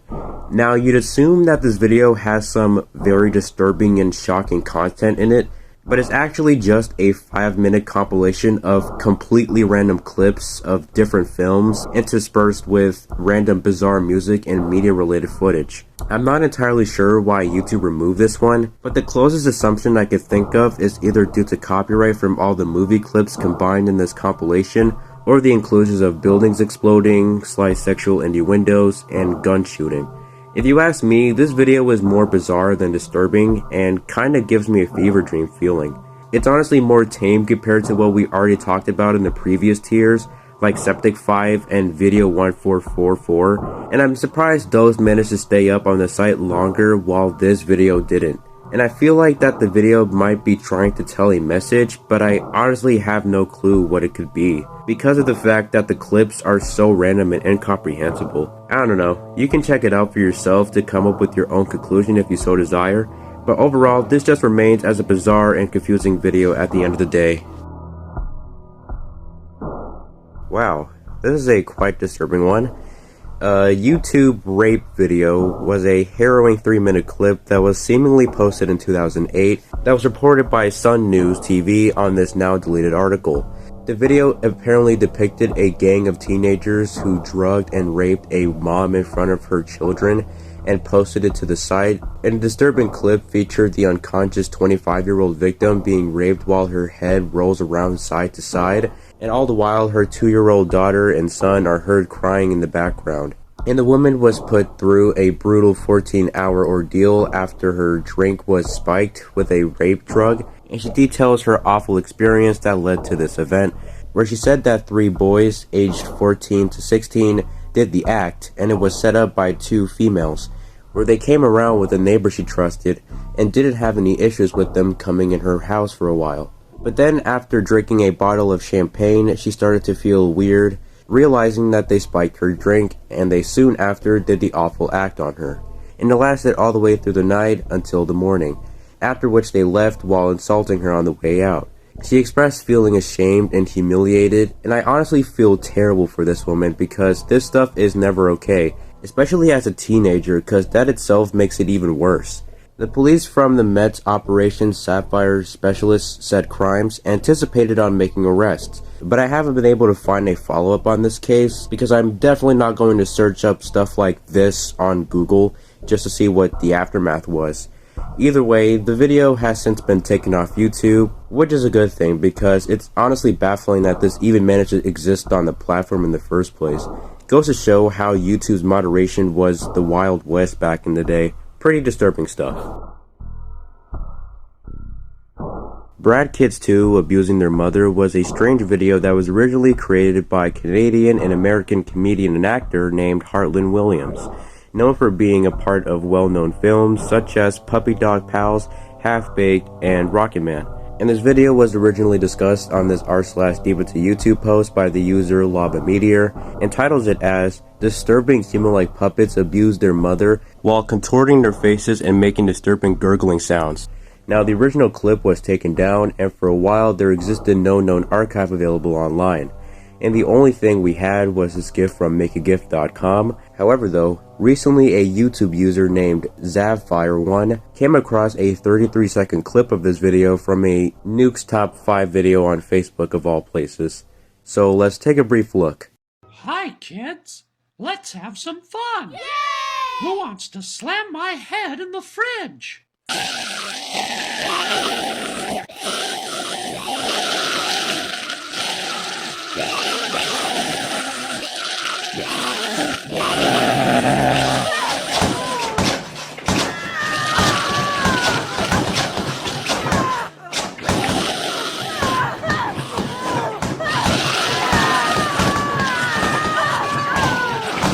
Yeah, that's the whole clip, and honestly, it's a bit more comical in my opinion.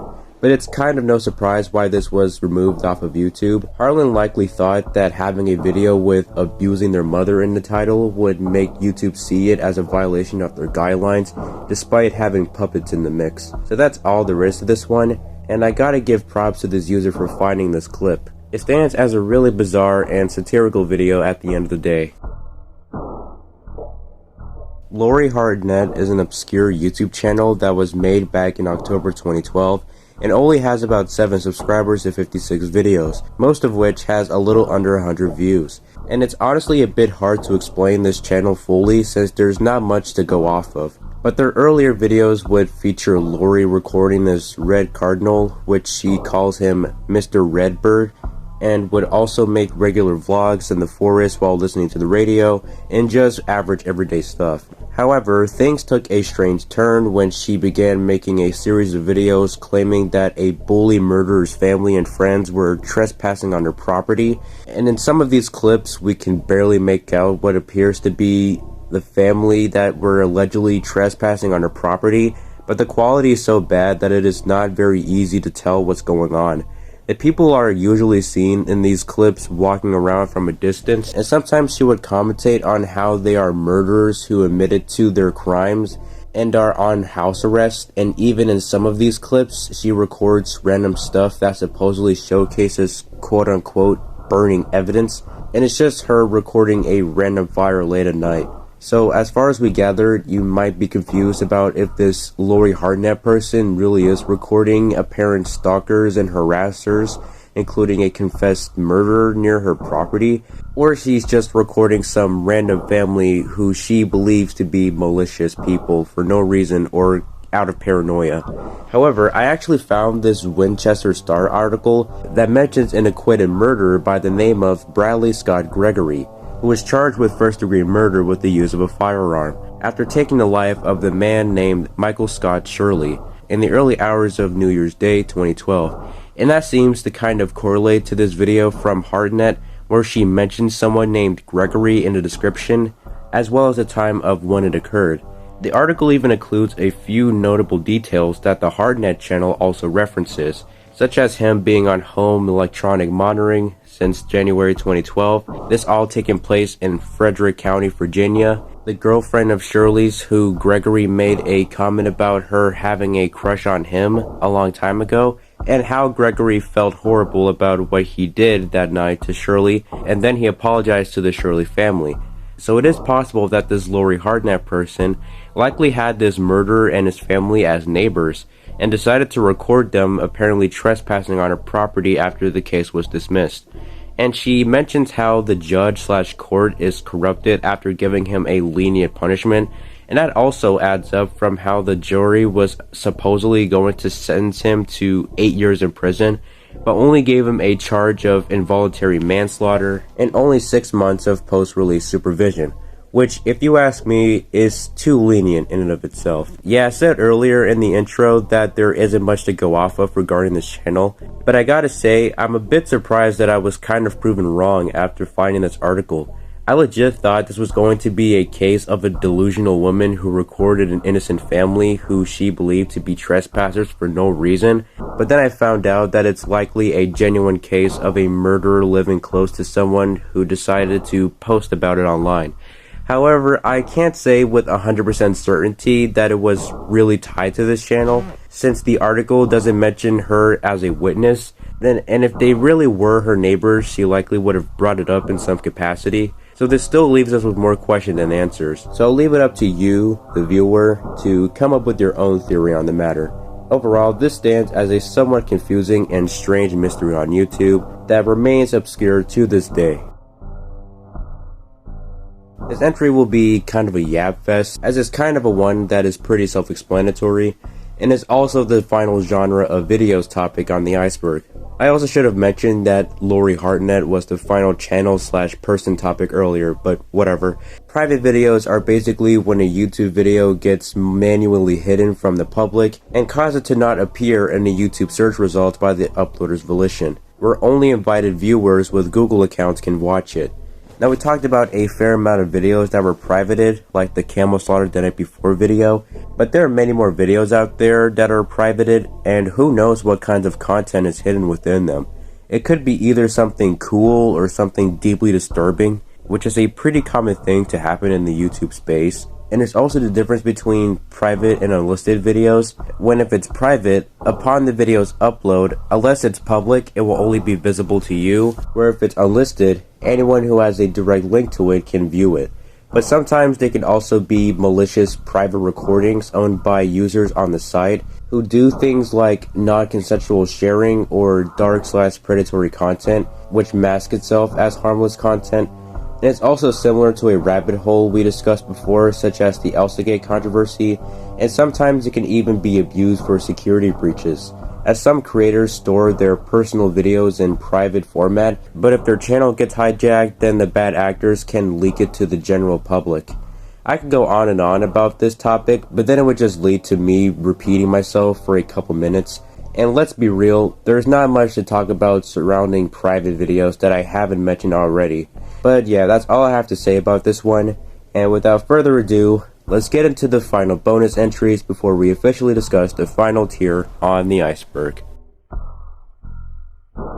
The following 6 bonus entries were also suggested by Morning Malice for me to cover, just to give some extra content, as all of these will be somewhat obscure video/mysteries which were talked about by a few creators, but they still won't be as in-depth or informal as the ones we covered so far, so we'll call these quick honorable mentions, if you will. But enough of my yapping, let's get right into these before we cover the official final tier.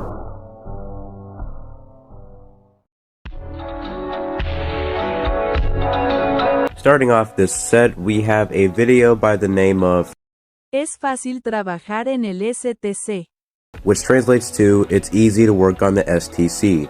It's apparently a now lost score video that was up on YouTube for 12 years until it got taken down sometime around 2020 or 2021.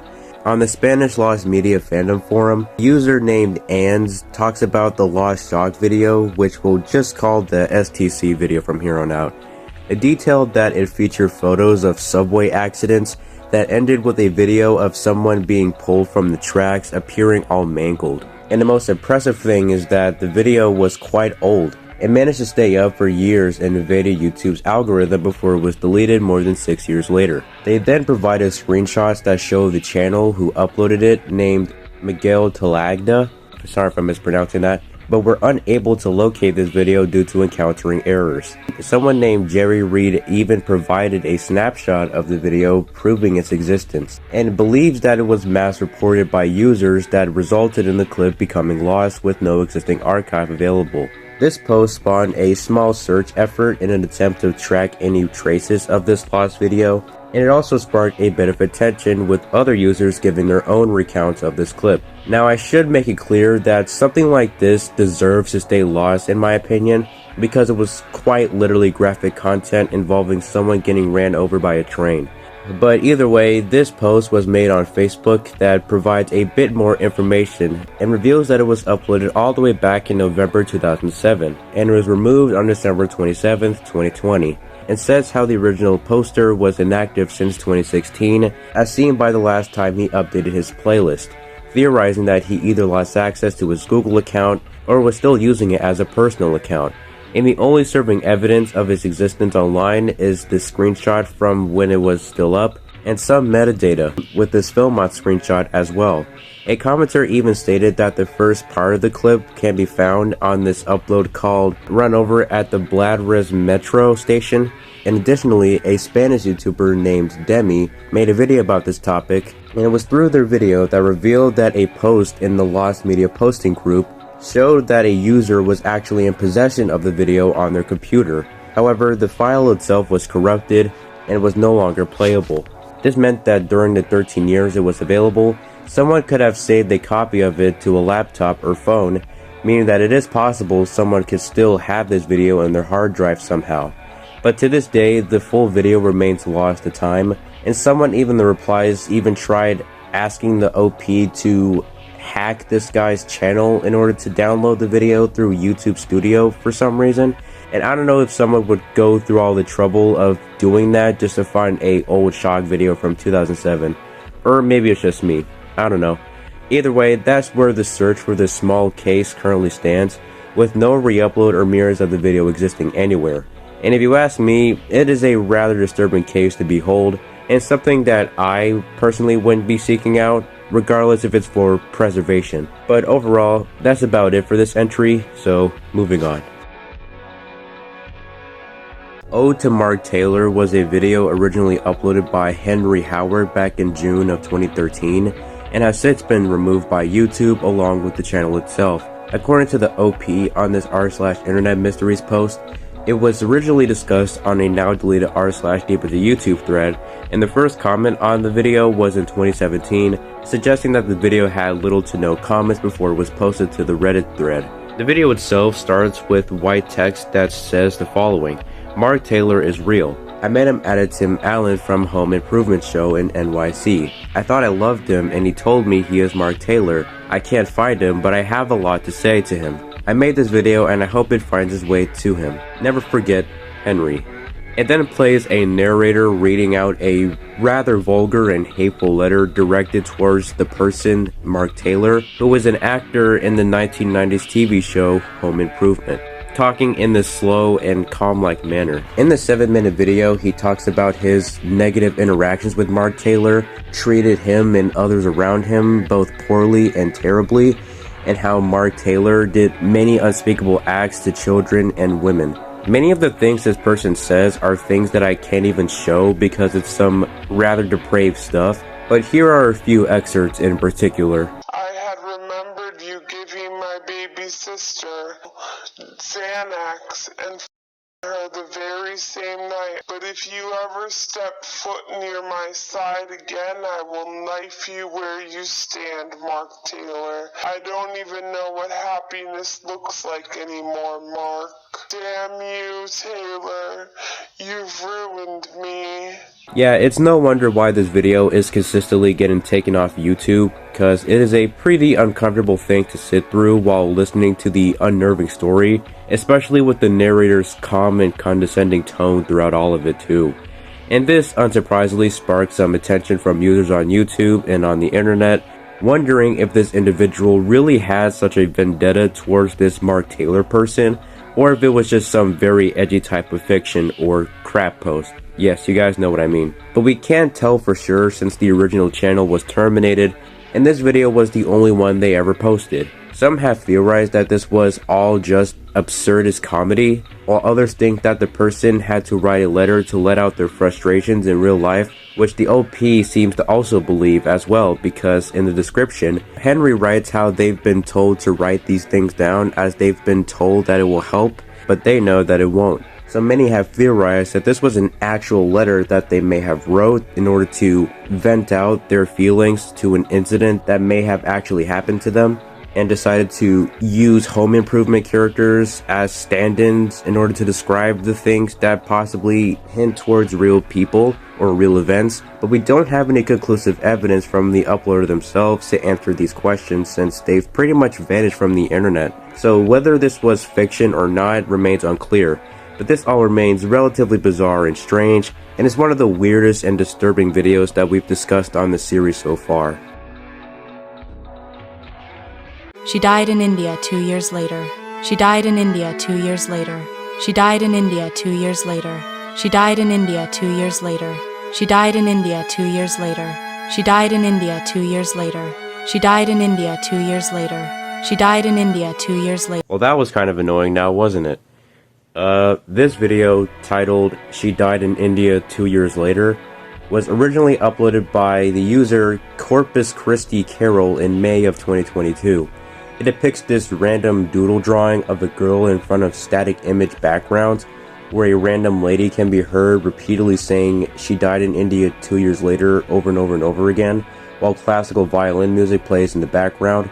This goes on for over a minute and a half until it cuts to the painting of Walter Savage Landor as he reads off a poem written in 1806, which was about mourning the passing of a deceased woman with reverence instead of theatrical grief. And that is possibly a small correlation to the video itself, because, well, she died in India 2 years later. This video is honestly a little bit unsettling, with the consistent repeated dialogue of a woman dying in India 2 years later, coupled with the peaceful violin music. But honestly, it's more repetitive in my opinion, and it makes watching the first minute take a whole hour to get through. I don't know, it kind of gives me the vibe of oddly calming but slightly unnerving at the same time. But this becomes a bit strange when we look at this Reddit post on r/RBI by the user CanadianW, where they asked users for help on understanding a bizarre thing that happened to them on Reddit, when they were notified that someone had mentioned their username in the comments, which is a pretty rare occurrence for them. And after they opened the notification, it brought them to a post on r/TeenyAmma, and the post was titled, "I was just permanently banned from r/Ask Reddit for spamming karma farming, despite the fact that I did neither. AMA asked me anything." Then in the comments of this post, the OP then links to a video of girls singing the song "I'm Yours" in the Huntington Beach, expressing how this is the best cover of the song they know. And then they tagged the CanadianW person, asking how the recording makes them feel, and then he replied with reasonable confusion since they are getting tagged by a random user that they don't know. But then they linked them to a completely separate video, which is the "She Died in India 2 Years Later" clip, and this led to them replying afterwards saying, "Why would you care?" And it links back to this post that they made, asking users to help them understand what was going on, and some might assume it's just a random bot, because that comes from them doing this very similar things to other users, replying to them with the same "I'm Yours" music cover, asking them what they feel about it. Like, geez dude, relax. You'd be better off with catching the attention of Anthony Fantano over here. And this is what eventually got them banned off of Reddit. But some came to the conclusion that it was either a mistag or a mistype, or just someone trying to scare people. Either way, it's still a strange, unsolvable mystery overall, but it still continues to be disturbing and unnerving for some to this day. Maz00003 was a video that was posted by Cool Egg in 2015. It's an 11-second clip with shaky camera footage and what appears to be gun shooting sounds in the background, along with the cameraman and another person running in the middle of a road, and then it immediately cuts off. The video received a bit of attention after popular YouTuber Shy Valley covered it in this video, The Creepiest Internet Anomalies. They state that the Kool Aid user, who was on 4chan, discovered an unknown video that was in a bag that was filled with plastic water bottles, and that he was encouraged by many users to publish it, which they eventually did, and it gave us this. I honestly don't know where he got this information from, as I couldn't find it myself, and there's also no description on this video either, but a few theories were made that this is either a real piece of footage of an actual shooting that occurred, or just a student project. But according to this comment, they state how this takes place in St. John, Canada on Holloway Street, and after some digging, they discovered that there was a shooting that took place in that area's hotel, and chances are that this footage is the aforementioned shooting or a student project that everyone is theorizing on, but others can find information of that said incident, and some still pertain the idea of this being a student film, because at the 7-second mark, you can possibly hear someone saying "cut" very fondly, and the fact that you can see that the other people just so happen to be standing near an alleged thwarted shooting. So they believe that it's a zombie film being shot in the area. Now again, this is another old mystery that we didn't get any real answers to, since the Kool Aid person also didn't post any further uploads, and all there's left are the theories by users online. This is like the third entry in a row that has a topic like this, as the next one will be another factor to it. But overall, that's all there is to say about this video, and you can come up with your own guesses if it's real or fake, cause to this day, nobody has a solid clue. XXXXXXX is a strange Christmas-themed video that was originally posted by Stadilo Montes in November of 2006, and it was also talked about on r/Internet Mysteries, where the user vvorpoor97 states how back in December 2022, they found a post on r/Deeper to YouTube, which contained a link to a very strange Christmas-themed YouTube video, but that post didn't get much attention. Now this video itself is pretty unnerving. It pretty much features loud and distorted audio with various Christmas images being shown that goes on for a minute and a half, coupled with the creepy music and loud muffling sounds. That kinda makes it sound like it came from a horror movie.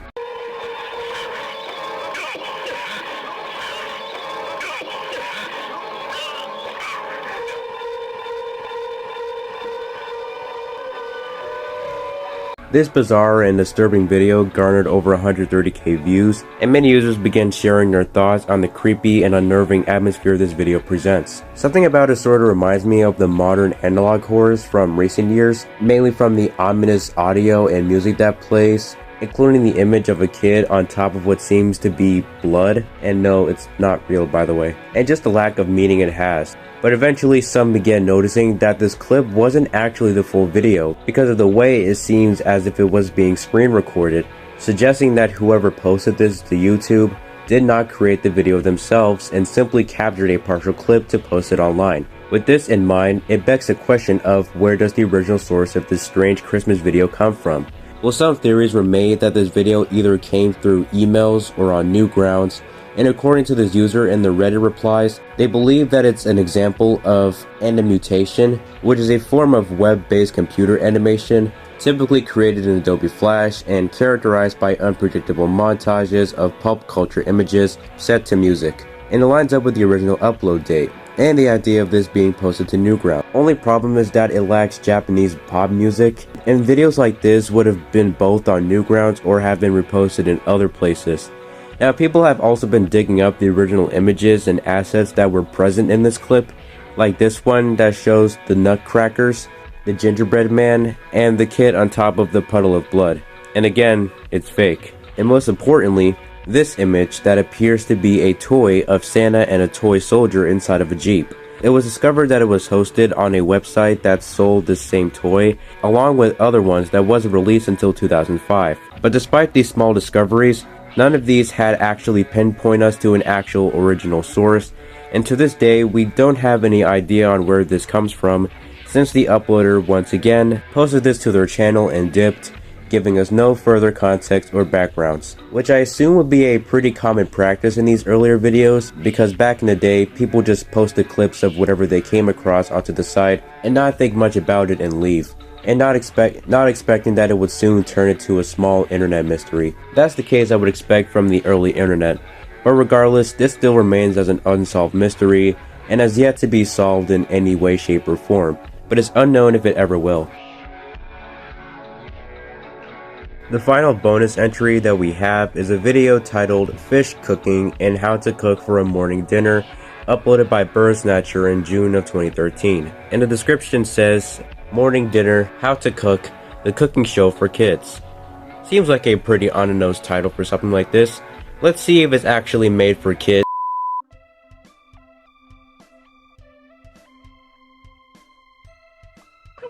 I'm Julie Child. You know, we speak of a coming of quail and a gaggle of geese and a pride of lions. Well, this is known as a peep of chickens. That's their official name for their in-group as they are. And you know, mouse were 14, 14. I just hate to be with them practically all the time. And that's... Oh yeah, I was sort of expecting this. This video actually doesn't teach you how to cook a fish for morning dinner, and it's instead this bizarre fever dream mixed with random nonsense showing basically anything but the actual steps, like putting 10 chicken paws on a plate while spilling ketchup all over it. All the while a fast-talking fish rambles incoherently, along with random bizarre filters and loud music and audio. Honestly, describing it won't be as easy as just me showing it.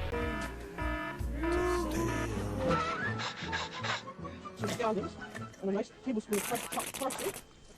And then we have a sauce. We have either a Google brown sauce as a classic type, or else the mixture that I have here, which is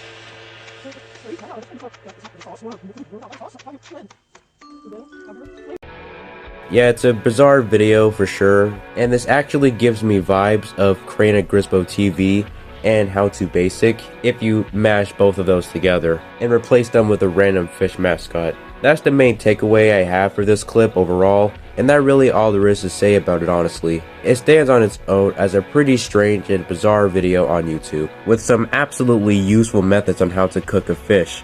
Just trust me guys.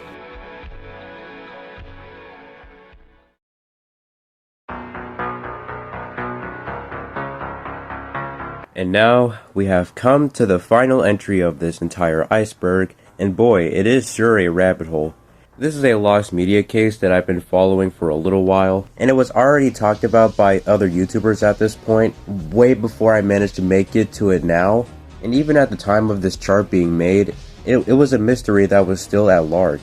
But now it has been solved as recent as 2 months ago, and I'm sure some of you are familiar with it and was looking forward to seeing me talking about it. So without further ado, let's dive in. Our story begins on this video from the channel named Watch Data called Creepiest Videos on YouTube, in which they showcase various creepy YouTube videos from most viewed to least viewed. And it features things that we've talked about in this iceberg, such as username 666, Obey the Walrus, and even A Change for Rain. They present a video that had only 77 views by the name of Play 2. And it shows that it was uploaded by the channel name Mother8538, with the description saying that it gives the viewer a stark warning that the worst is yet to come.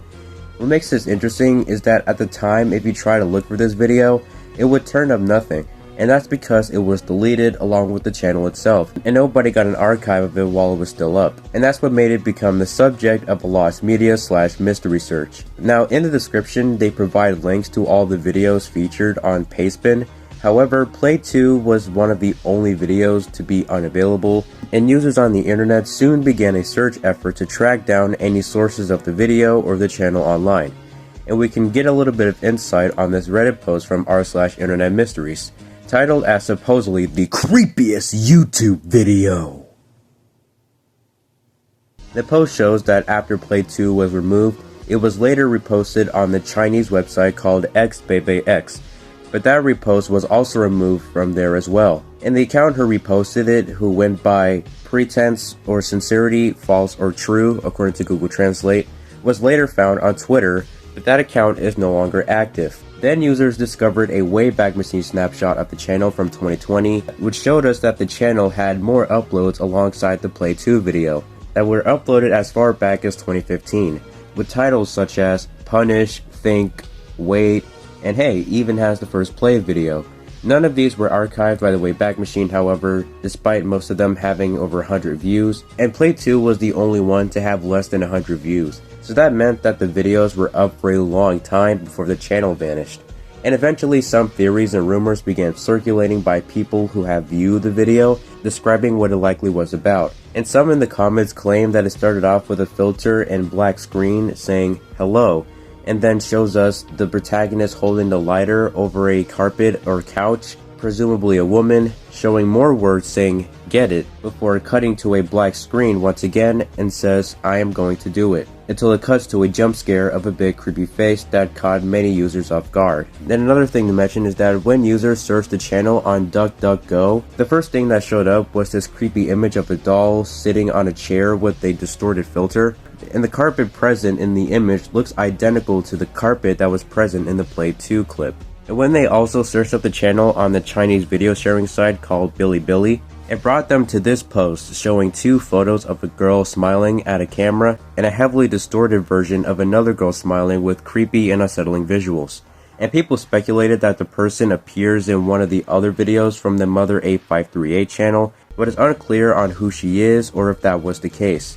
Then more people started suggesting that the XBabyX repost being taken down was due to unsaved content, and according to this Reddit user, if you searched up the Mother 8538 channel on Google, it would redirect you to this shock website called Watch People Die, and theorized that Play 2 was likely a part of it since it was alleged to have shocking content in it.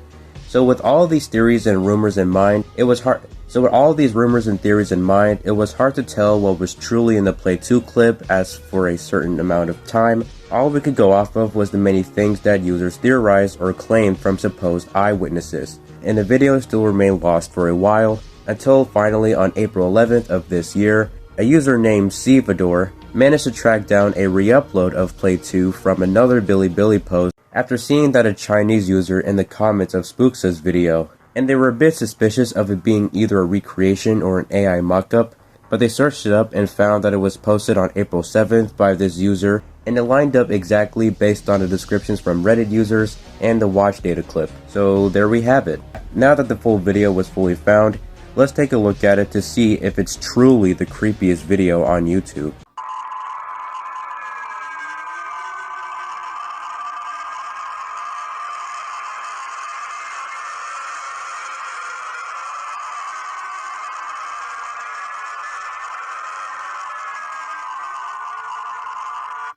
Yep, that was the whole video, guys.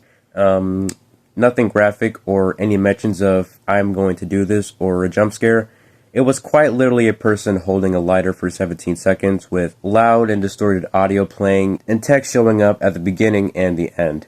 It turns out that the video wasn't anything special, and honestly, I would kind of regard it as a failed ARG in some fashion, and some users even believe that it was a fake mock-up or another version of the video. But whoever reposted this to Bilibili likely just captured only 17 seconds of it and left the final 2 seconds out, because it probably just would have been the black screen. And about the rumors of this having graphic content from that XBabyX upload, I believe that the reason why it was removed was because of the use of a lighter in this clip, which I assume is considered unsafe in their moderation. I could be wrong, but that's the best I got. And the shock site showing up was possibly some weird search term error. Honestly, I didn't really expect this to be very special when I initially first heard of this search, because the way it presented itself seemed a bit too theatrical to be a gruesome video, and eventually everyone hyped it up into this mystery that just ended up making the other videos in the watch data video look more scarier than Play 2. But regardless of the stale outcome, this was still an interesting case to keep an eye on, and gotta give props to Spooksa's video for giving an interesting dive on the small rabbit hole. Overall, this stands as a once intriguing lost media case turning out to be just a small facade, but still a fun little search at the end of the day.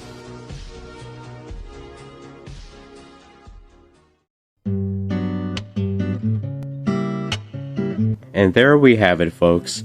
We have officially made it to the end of the creepy / dark / disturbing videos on YouTube Iceberg.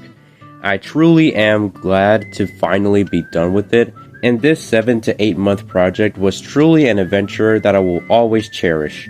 I want to thank each and every one of you who stopped by to watch the small series and also left some feedback, because I honestly didn't think I would complete this project for a while, but the support you all have shown really motivated me to pursue this ambitious journey and reach the finish line.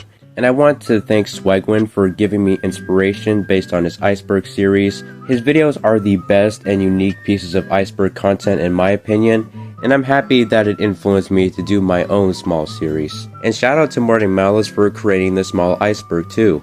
I know they already made a third version of this chart a few months ago, but it was still a pretty cool iceberg to cover on my channel. Now before we wrap things up, I just want to say a few things to you all. I'm not sure what I'll really do from here or what video I will make next, as I did this as a passion project and had no intentions of making any money off of it either, because back in June I actually got an email from YouTube saying that my channel is eligible for monetization and stuff. And that actually kind of startled me a little bit because of the many cases I've heard of YouTubers unfairly losing their monetization or their channel due to the AI viewing their videos as inauthentic content. And honestly, I would mainly prefer to be just a regular internet user posting videos and such, but that doesn't mean I won't consider it. I may consider it in the foreseeable future, but for now I prefer to be a small, unmonetized, amateur internet user, posting videos for fun. But that also doesn't mean I will leave you guys in the dark either. I don't know what video I'll make next, but it won't be any more Iceberg related content since it's very time consuming and I have a lot of things coming up IRL, but I may do videos on niche or small topics or just standard gameplay videos with some editing and commentary mixed in it. I hope you guys won't be disappointed on me saying all that, but I hope you guys can understand my perspective since I don't really have too much interest in becoming a big YouTuber or anything like that, and I want to take a well-deserved break from this Iceberg stuff, but I still had a great time exploring the entries from this Iceberg because there were still some that I never heard of before. And I also recently saw that someone is doing a series on Potted Plant's gigantic internet iceberg, which honestly looks really cool so far and definitely better than my series. And I recommend you guys go check them out because I know I definitely will stick to the end of that series. But now that's all said and done, thank you all so much for watching. And I know this journey was a bit short, but I'm still proud of myself for staying committed to something this ambitious. And even looking back on my very first video, it's just so bad to me for some reason. I don't know if it's because I didn't do too much research on it or the fact that I sort of improved over time. But either way, thank you guys so much for stopping by, and I will see you all on the flip side or whenever I upload again. Take care, everyone.